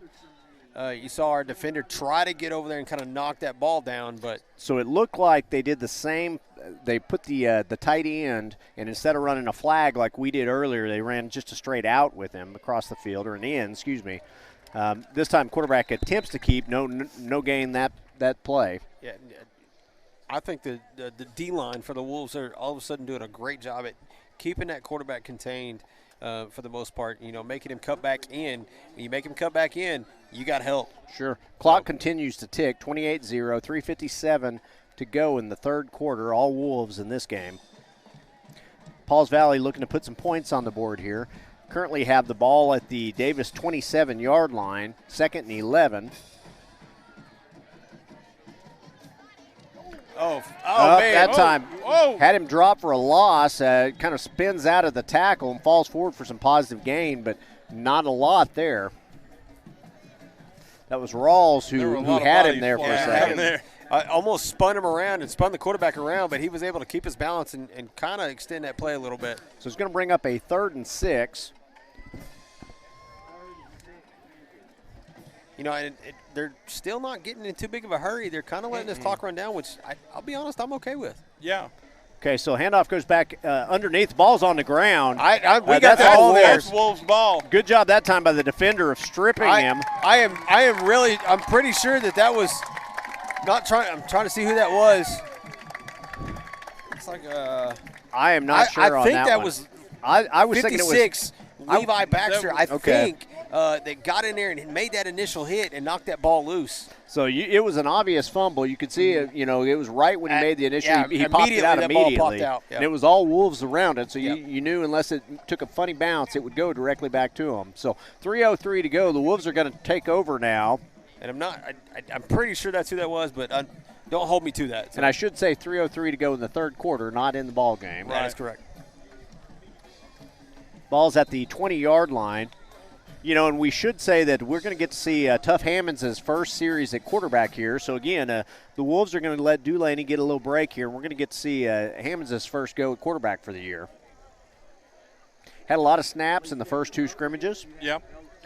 So we've got a quick timeout here. So with that timeout, let's also take a timeout real fast, and we'll be back. You're listening to the Wolves the Howls Wolf Media.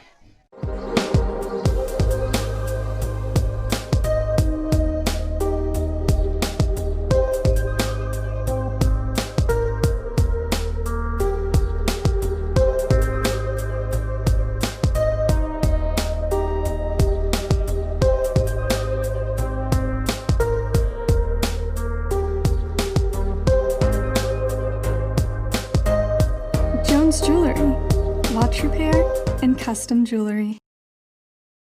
Are you looking for a great deal on a new Chevrolet or a great used car? Then come on down to Mike Hellick Chevrolet, located at 1630 East Main Street in Davis. Check out our wide selection of new and used cars, visit with our friendly staff, and enjoy a no-hassle buying experience. And as always, no dock fees or ADPs. Mike Hellick Chevrolet is a proud supporter of Davis Wolves football. So we are back. Wolves with 1st and 10 on their own 20-yard line. We've got the Tuff Hammonds in at quarterback here. Sorry. Hammonds here with the handoff to the tailback. In at tailback here. Let's see who that was. That was number 24 Rawls, I believe. That was 22 Parks. I was being accosted by a media alumni. Yeah. Nope, there you go. Well, if anybody would do it, he'd be a good one to do. Oh, no, it was his daughter. Mapes. Oh, okay, yeah. Sarah Mapes, okay. Well, here we go. The Wolves now, after the short gain. They're going to face a 2nd and 8. The ball's at the 22-yard line.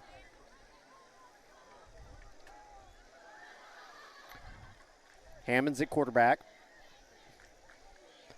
Hammonds this time is going to keep got the a wide ball. open space here. And I'll tell you what, he is explosive in the open field. Nice job that time of taking the ball and then cutting back across the field. You got to give Tough credit there, seeing the open lanes in the field and knowing when to cut back.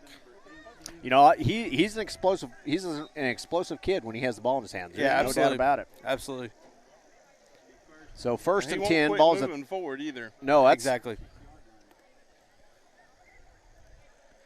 1st and 10, ball at the 35. A couple of new linemen. I see Connor Moore, number 75, out there on the end. I believe this is Himes on the new this side of the field here. Okay, so the ball is going to go to Blankenship on the back side. We've got a flag down in the general area of holding, so we'll see if this is coming back. I don't know who they caught. I know that it looked like Chris had a hold of some jersey out here downfield. Well, so. 63 also I saw out there that time. 63, which is Chase Warren. Okay. Mm-hmm. Yeah. So talking to Chris there, we talked about how such a big body he is. Yeah. His D-back that was covered, it was a pretty small guy, yeah. so it's kind of hard to block that guy without really. But ref saw it. Also, you use that body and get in the middle of the ref, and ref can't see it. See, there you go. So 1st and 10, balls be it's actually going to be 1st and 18. Again, balls going to be moved back to the looks like about the 27-yard line. So starting to go backwards on this drive. We'll see if we can start going again here. Hammonds this time with a handoff up to the misdirection. Number one, Jacob Gaines is on the carry. Yeah, good carry there by Jacob, getting us back to just past the original line of scrimmage. And I'll tell you what, there are some wide open lanes now. If you can get past, there's a bunch of kids that are tired up there. If you can get in the second level right now, they're, long touchdown. Davis is using a lot of reserves, and it's the same starters out there for Pauls Valley right now. Yeah, I give them credit. Down 28 points, essentially, less than 1 minute left in the third quarter. I mean, they're still trying to fight. They're still trying to get in this game. At the very least, you don't want to leave a goose egg on the board. So they're still trying to fight, but we got fresh legs out there for Davis. Mm-hmm. So after that 1st and 18, pick up a lot of good yardage, brings up a 2nd and 8. This one looks like it's going to be for a minimal gain, maybe a couple. Looks like about a yard.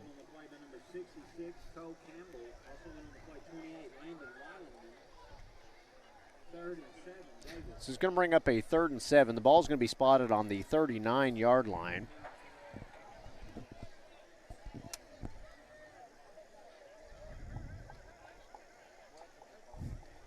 So again, the Wolves looking to the sideline, waiting for the call. They're going to let the end of this third quarter run out, and they will have the ball with a 28-point lead and going into the fourth quarter. I think we got to, praise our boys. A lot of people thought we start slow, and we kind of thought that, coming into the to the start of that first quarter. Well, and then coming off of last year, that was the knock on Davis. Yeah. But you really can't speak to that when we've exploded, with the ball in the air, with the athletes coming out of the backfield, and going into this fourth quarter with 28-point lead. You start out the way we did with Pauls Valley's first drive. Wasn't a terrible drive. No. They were moving the ball. They got stopped, and then Davis just picked it up and turned it right back around. It's almost as if that defensive stop to start the game kind of was the match to light. Everything. Kind of kick-started Davis's momentum there, and they've just never taken their foot off the gas from then. And Davis obviously found a hole. The Pauls Valley secondary is susceptible to the long pass. Absolutely. And again, they've kind of went back to that well, and it's been very successful for them. Yep. So I'm interested to see actually with, like I said, we have several reserves. Some guys getting some reps in here to see if with Tough Hammonds under center if we're going to put the ball in the air again. Yep, third and 7. Ball's at the 39-yard line. Again, this is the start of the fourth quarter. So we're about to see if he's going to put it in the air or not. I'm going to bet that we're going to run an option heavy formation. So we'll see if he does put it in the air. If he does. Back to Cody Caraway on this side of the field. Yep. So, again, fakes the handoff. Hammonds is going to keep the Good ball. cut. He is still on his feet. Makes a couple guys miss. So, real quick, you said Cody Caraway. He was down here doing some work. Yes. The guy opposite him looked like he had about 6 inches on him. And, I mean, it looked like he outweighed him by probably 20, 30 pounds. Yeah. But so Hammonds picks up he picks up a couple yards here, and it's going to bring up a 4th and 4. Ball's going to be at the 42-yard line. The punt formation does come out. For the first time this evening. Yeah. First time, that's right. So Dulaney back in punt formation. Low snap, but he's able to field it. There's no rush. They're going to say I believe his knee was on the ground when he picked caught it with up. his knee, so he's going to be down where he caught it. So that's going to give the Panthers on the Davis. You know, I know. I don't think overall, I think there was a couple things that went wrong. Yeah, obviously bad snap. Bad snap, but then Collins got to have the knowledge right there to not put his knee on the ground. Yeah. You know, if you watched our broadcast last night, that's actually how the Sulphur Davis junior high game ended, with what looked like a touchdown going into the end zone, but the refs came out late and called the guy down, and that's how Davis ended up with a 22-18 win over junior high.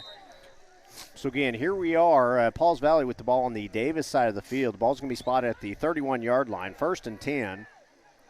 Again, a lot of substitutes out there right now still. So a little confusion, looks like coming from the Pauls Valley sideline, but the play clock's not running. So 11:13 to go here in the 4th quarter. They just now started the clock. I'm not There, really sure what got exactly. a little extra time on the play clock there. Yeah, it's. So 11 in motion. The handoff's going to go. Number 9's going to fake and just keep. He's got some the first. You know, that's that kid earlier that really had the juice on the kickoff. You know, he can run a little bit. I don't know. Got some speed. Number 9, Jolly. Yeah, it looks like they're just trying to get something going offensively, trying to do something different. Well, you know, like I said a while ago, down 28-0 in the 4th quarter. You know, that's a long road to come back from. But at the very least, you don't want to be goose-egged on your first night. You know, the high school football season. So 1st and 10 now, just inside. It looks ball's like on the ground. Ball's on the ground. Let's see who recovered it. They did recover, and then we got a late flag. I think they're going to call a roughing. Yeah, it looks like on Drew Parks. Yeah, I'm not sure exactly what they're calling. I guess a call late hit, but I mean, if he's diving for the ball was on the ground, and then another Wolf had come in and already hit, but you're still going. I mean, you're still running for the football. There's still a live ball, so. Looks like the officials are and I think Parker's out there arguing that exact point right there. He heard me. Let's see. So, they are going to mark it off against the Wolves. And so, like I said, it's a roughing the passer. I would argue that one, just because I mean it's a live ball. It's a live ball on the ground, and you're a body in the way. Yeah. Ball's going to be spotted on the 11, I'd say the 12-yard line. So, again, they're in the Wolves' red zone now. 10:43 to go. Wolves 28-0. Quarterback's going to look to pass. He's got a man. Oh, he had a man wide open, and he didn't catch anything. There is a flag down here late. That actually is still left. They did not. Oh, they never picked it up. I was going to say I saw it back behind the play. line of scrimmage. So, I think Parker just pointed that out as well. There he goes. He's actually running to get his flag. I'm going to say that the reason he left it there is because he wanted to forget that mistake. I'm sorry. Yeah. Well, here we go. 2nd and 10 now after that incomplete. And that gentleman was wide open. So, again, that was just a poor catch that time by that young man. Yeah, the quarterback hit him right in the hands. So, it looks like the Wolves may be stepping up their coverage a little bit, spreading it out. So, again, they're going to go to 28 again. 28 didn't really let him get going again there, and they're going to stop him short of the first down. Short of the first down there. He picked up a yard, maybe two. But yeah. It's going to bring up about a 3rd and 2, 3rd and 1, right in that range. Again, that clock continues to tick. 10:20 to go in the ball game. Wolves 28-0. Again, does look like it's going to be a 3rd and 1. Pauls Valley still in the flex bone formation. Quarterback still in the shotgun. Quarterback is looking to keep. He falls forward, but I don't know if he got it or not. That's close. I think that ends up being short, guys. They didn't move the fourth down they're marker call it by short. much. So it is going to bring up a 4th and short. They're bringing in the big guys. They're bringing in the big guys. Yeah. Anytime you see 2 or 3 guys with 70 numbers coming in on the field, you know what's coming. So they're going to run power here. Let's see if we can stop it. He got it. And he did get it.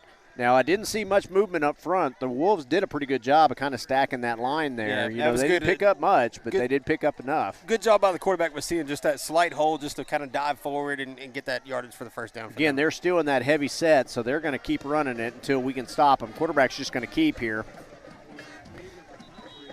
It looks like he's going to be about 5 yards short there. Yep, it's going to bring up a 2nd down and about 5. They're still in that same formation, so they're going to run this until we either stop them or they score a touchdown. So let's see. We've got the Wolves calling a quick timeout here. They're trying to get a substitution, couldn't get the right personnel on the field. So with this timeout, we will also take a timeout. You're listening to the Howes broadcast. We'll be back.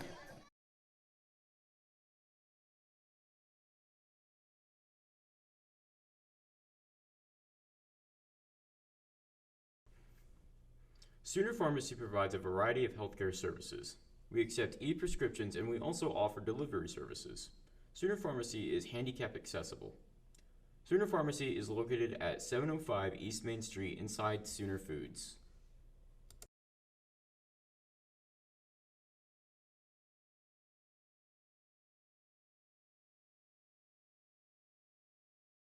Eagle Mountain Fried Pies, located off I-35, exit 51 near Davis, Oklahoma, has been serving customers for more than 30 years.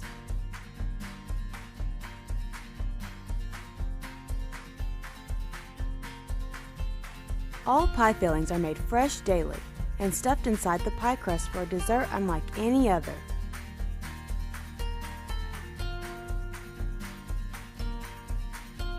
Flavors range from cream pies, fruit pies, and even breakfast pies.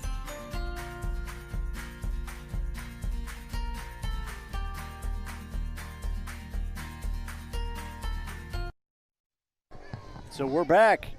Still, that time, good job by the defense of keeping them out of the end zone.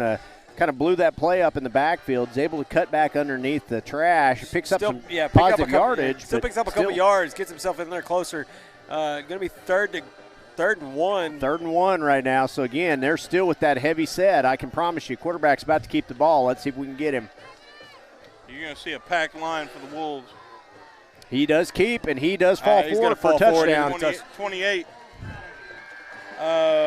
28 is Weilenman, the junior.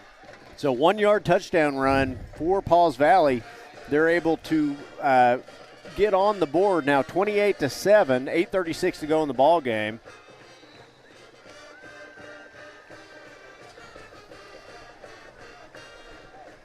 So Pauls Valley back to kick the extra point.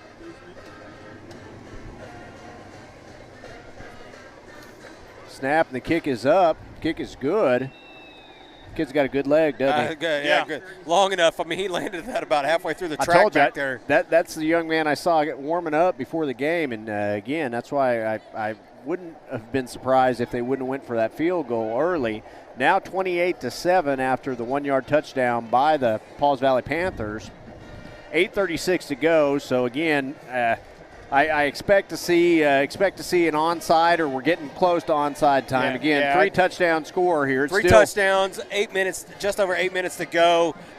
Miller. Looks like number 40. I don't even have a 40 here. I'm not sure who that is.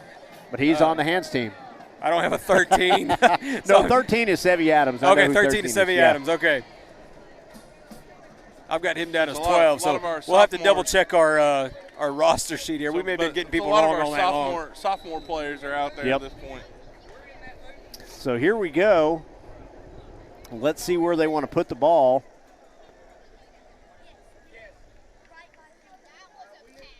you expect our front 8 to see it coming their way, and they actually kick a directional kick. Nice kick. Goes out of bounds or before it can be fielded.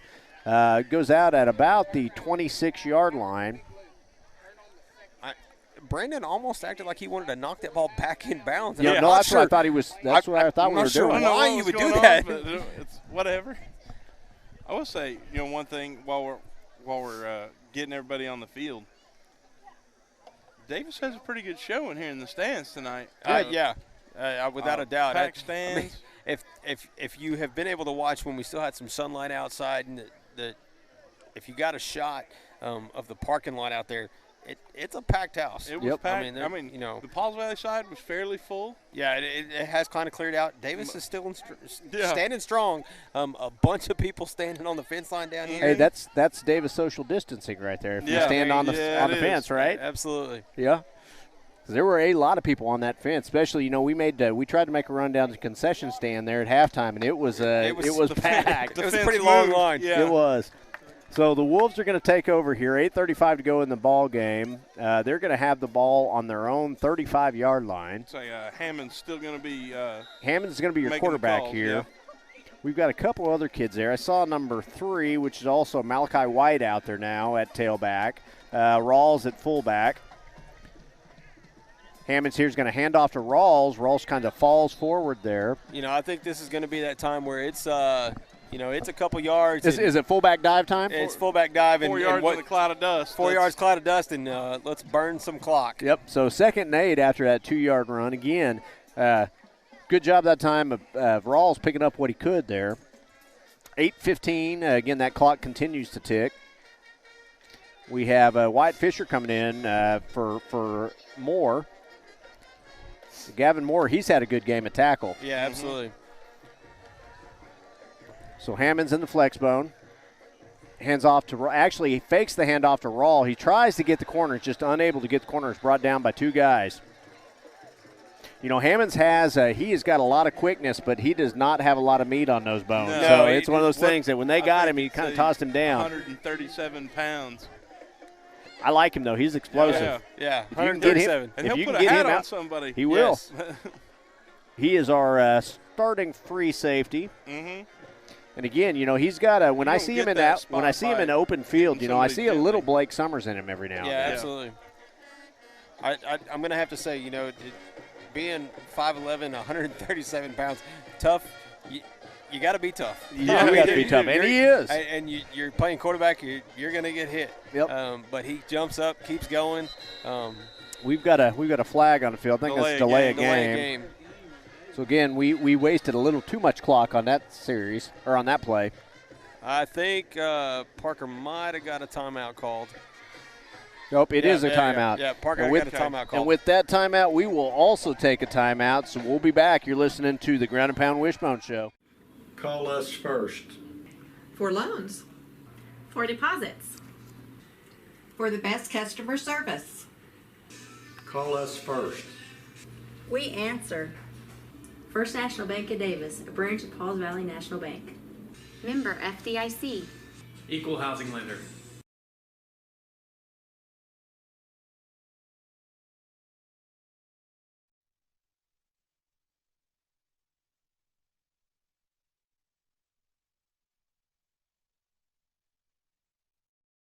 Hey, look at this. I just got totally free checking at Vision Bank. Vision Bank has free checking? Totally free. And I got a free gift when I opened my account. No monthly service charge. No. Plus I have free bill pay, free online banking, and a free instant issue debit card. And it's all free? Yes. Plus they have 3 totally free account options, and 2 of them pay interest. And they have it right here at Vision Bank? Yes, at all 8 Vision Bank locations. So totally free checking at Vision Bank. Now you've got it. Get all the details and start saving today with totally free checking at Vision Bank, member FDIC. Win the day! Go Wolves!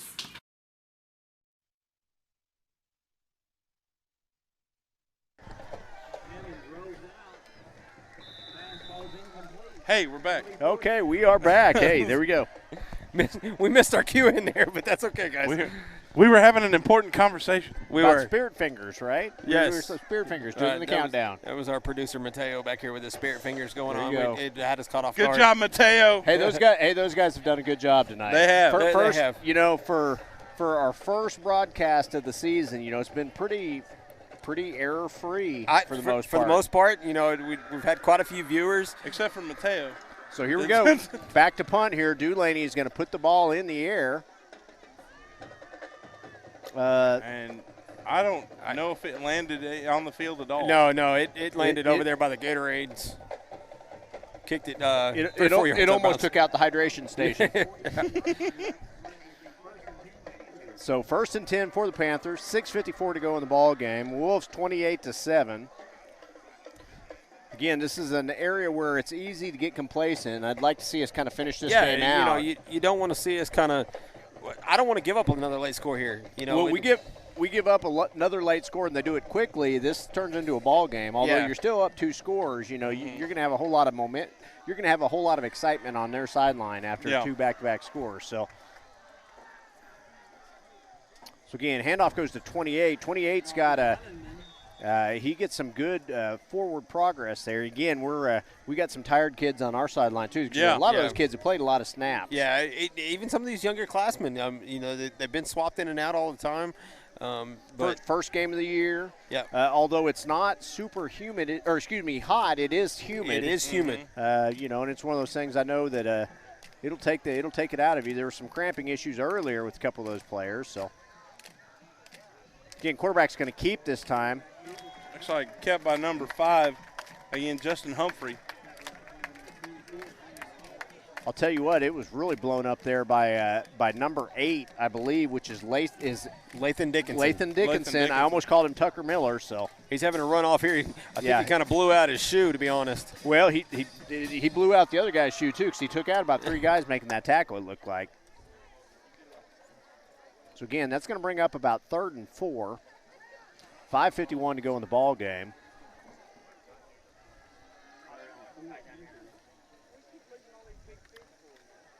Again, quarterback is going to be brought down. It's going to be brought down short of the first down. It's going to be about 4th and about 3. I was just told by our sideline reporter, Bryant Ward, that we do need more blocking. More blocking. Actually, right now we don't want blocking. And we're on Bryant defense. Ward. So we're working with him, people. Please bear with us. Hey, nobody's perfect, guys. Bryant wants more blocking. So here we go, guys. Defense, 4th and 3 here. Wolves need a stop to get off the field. Yeah, and Pauls Valley having to call a timeout there. Their coach was kind of having a conniption trying to get the play off. Not sure what the problem. I don't know if he saw a problem with their formation or what, but they still had like 14 seconds left on the play clock, but he was not liking what he was seeing. So 28-7. 5 minutes to go. You know, one thing we haven't done is look at any other scores in the district. I actually tried to pull some up earlier, and my beloved Squirtle app that I like to use to look at those scores doesn't have football on it. Wow. Whoa. So I'm a little disappointed. I might be disappointed in you, Bobby, because I just pulled it up. Man, I don't know what's going on then. Maybe I just need to update my app, I guess. Okay, so let's see if we can find some district scores in 2A while we wait here, gentlemen. And I say that, so let's see if mine updates now. Otherwise, I'll owe you an apology. Because it is up. Come on, Squirtle. Come on, yeah, Squirtle. I mean, all I can see is. So here we go. Here are some scores. Washington beating Sulphur right now, 31-20 in the 4th quarter. Wow. Which, again, that's not a 2A score, but it is a score that is relevant to Davis. And both of those schools, you know, traditionally football powerhouses. Washington always making it pretty deep into the playoffs. So Tuttle beating Plainview in a one of the top games of the week.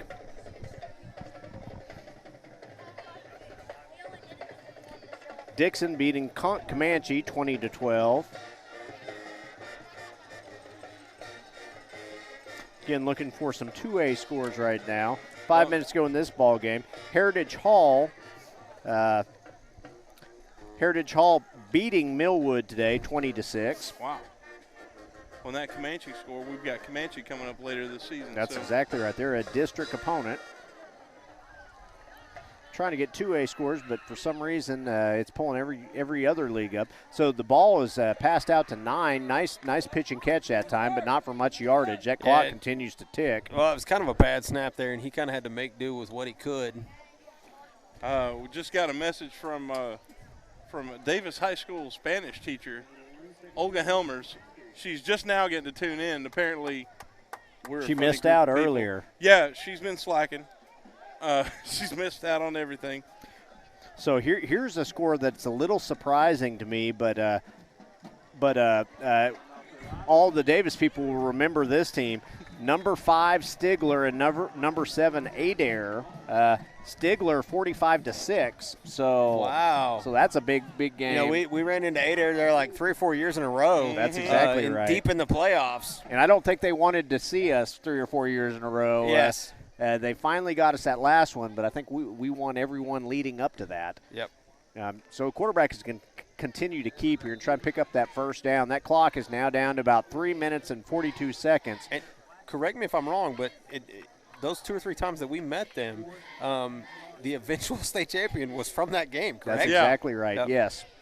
Last three meetings. Yeah, and, they're for a little bit, Adair would have a tough game out of Davis, and then they would go win the state championship by 40. Yeah, you know?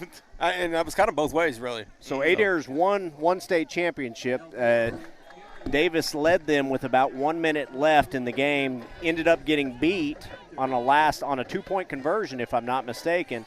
And from that point on, Adair beat the next 2 teams, beat one of them 49 to about 14, and then the championship game, it was like 76 to 14. I mean, it was something ridiculous. So, again, the 2 best teams played in the quarterfinals that year. So 2:55 to go. The clock continues to tick. All Davis, 28-7.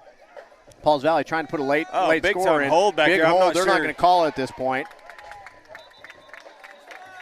So they're going to let this one. They're trying to let this clock run out here on this one. Yeah, it was a nice catch by Coach Parker.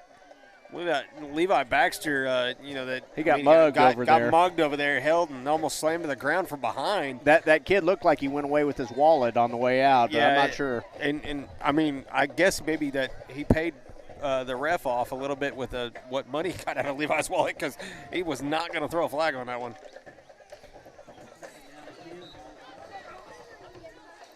So again, Pauls Valley still would like to get one more touchdown on the board here, make this game's final score look a little bit closer.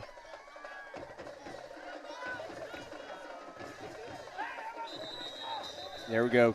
Play clock is out. They're going to back this one back a little bit. That's one thing I have not been overly impressed with in this game is the individual running the play clock over there, because I think we've missed a couple different times where the play clock should have expired. Yeah, absolutely. We're not going to get the flag there. I think that Pauls Valley actually did call their call a timeout. While we're going real quick, real big appreciation for our Howell Media Group. This is something that we've been able to do for the last 3 years. This is our second year doing the full us on YouTube and everything. The students we have here tonight, we got Mateo Martin, Cody Combs, Sherry Wyatt, Cassidy Stewart. I don't know that kid. Bryant Ward, Jordan Lynn. Also, we have Duncan Harness down, and Anna Richardson. We've actually got 2 that are actually performing in the band and still trying to do a little bit of work. Kyler Drake and Alice Collins. Okay. And then we're going to throw a little bit of a plug here for a couple of students that I've kind of kept close to home. But Kayana Adams and Abby Snyder, who are now officially writing for the Ardmorite. Yep, writing sports articles for the Ardmorite. Yeah, so they're here. The so shout out to the Ardmorite for reaching out and asking, if we could chip in, and those 2 girls stepped up to the plate and official sports writers now. So 3rd and 10 at the 27-yard line. Pauls Valley looking to try and get one late. Quarterback's going to keep it, and he's going to pay the price. Also, you know, I know we mentioned him earlier, but I can't mention him enough every game, and that's Boyd Fulton, who is our statistician. He is all things Davis. He provides us information for every game. Got to say thanks to Boyd for everything he does for the broadcast and for our community. Thank you, Boyd. Yeah, absolutely. Thank you, Boyd, for doing that for us. Oh, big hit. Oh, almost. I'm trying to see who that was that laid that hit on that quarterback. It was number 8, I believe, Lathan Dickinson. Lathan Dickinson. Dulaney's hands. I mean, Lathan actually just planted that quarterback. So the Wolves are going to take over on downs here. So, again, you're going to see a whole bunch of kids. Sebby Adams out there at receiver. You're going to see several that you haven't seen yet this evening. Trying to catch some numbers as they're going out there. 61, which is Landon Sanford, sophomore. 75 at Connor tackle, Moore. which is Connor Moore. Trying to see a couple others that we see out there. Of course, Tough Hammond's under Tough center. Hammond's still under center. 34 at fullback, which is Justin Eidelman. There's the third of the hair trio we were talking about. There you go.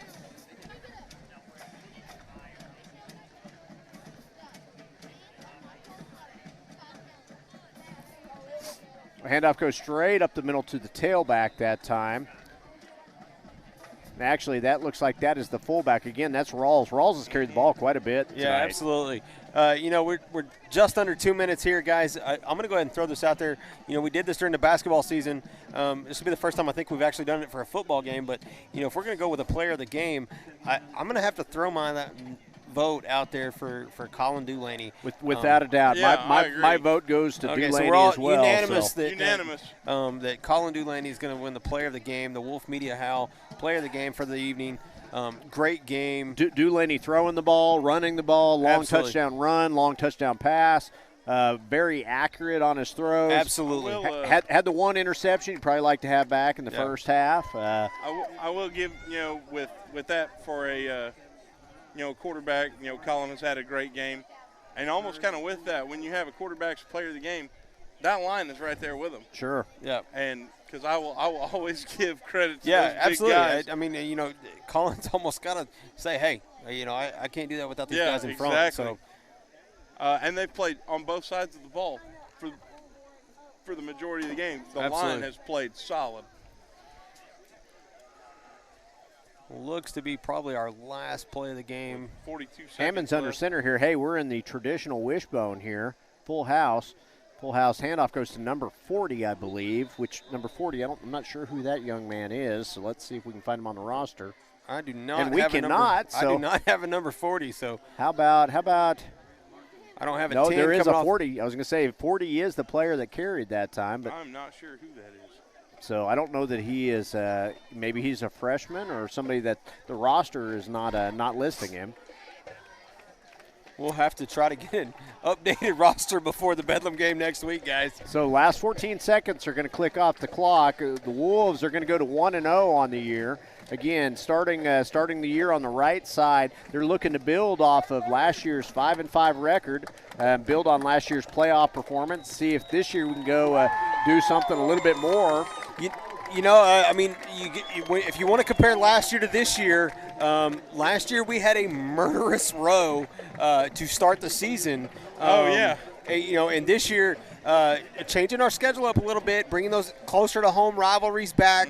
We've got Pauls Valley on the schedule. We just took care of that one. Wynnewood in a couple of weeks. Of course, we got Sulphur. Next week. So still not an easy road, but hey, starting off 1-0, right? That's better than last year. With Bedlam next week, and then the week after that we have homecoming. Yes, homecoming, and I think maybe senior night also. Maybe a senior night, depending on situations. But so stay tuned for us for that. Again, next week. Be watching a little bit ahead of time. We're going to start a little early. We're going to have a pregame show. So if anybody was at home and saw the two teams leave the field and not shake hands, don't think that's a sportsmanship Yeah. deal, because it's not. Obviously, with the coronavirus and things like that, they're trying to have as little contact as possible between them. That's just kind of hard to say in a contact sport. Yeah, but, that's just something I think we're all going to have to become accustomed to. It's not an unsportsmanlike thing. It's just the way the world is right now, and that's something we're going to have to get accustomed to. So, but great job by the boys tonight. Great job by Colin Dulaney at quarterback, player of the game for us. Guys, any last words? So the Wolves moved to 1-0. They'll be on the road at Sulphur next Friday. So thank you for joining in. Thank you for listening to and watching the Howl Media Group. This has been the Ground and Pound Wishbone Show. Brad Bentley, Bobby Alexander, and Jared Morris. Jared, any last statements? Hey, and that's more blocking. Okay, Bryant Ward, thank you. Appreciate it. We'll see you guys next week. All right, have a good one.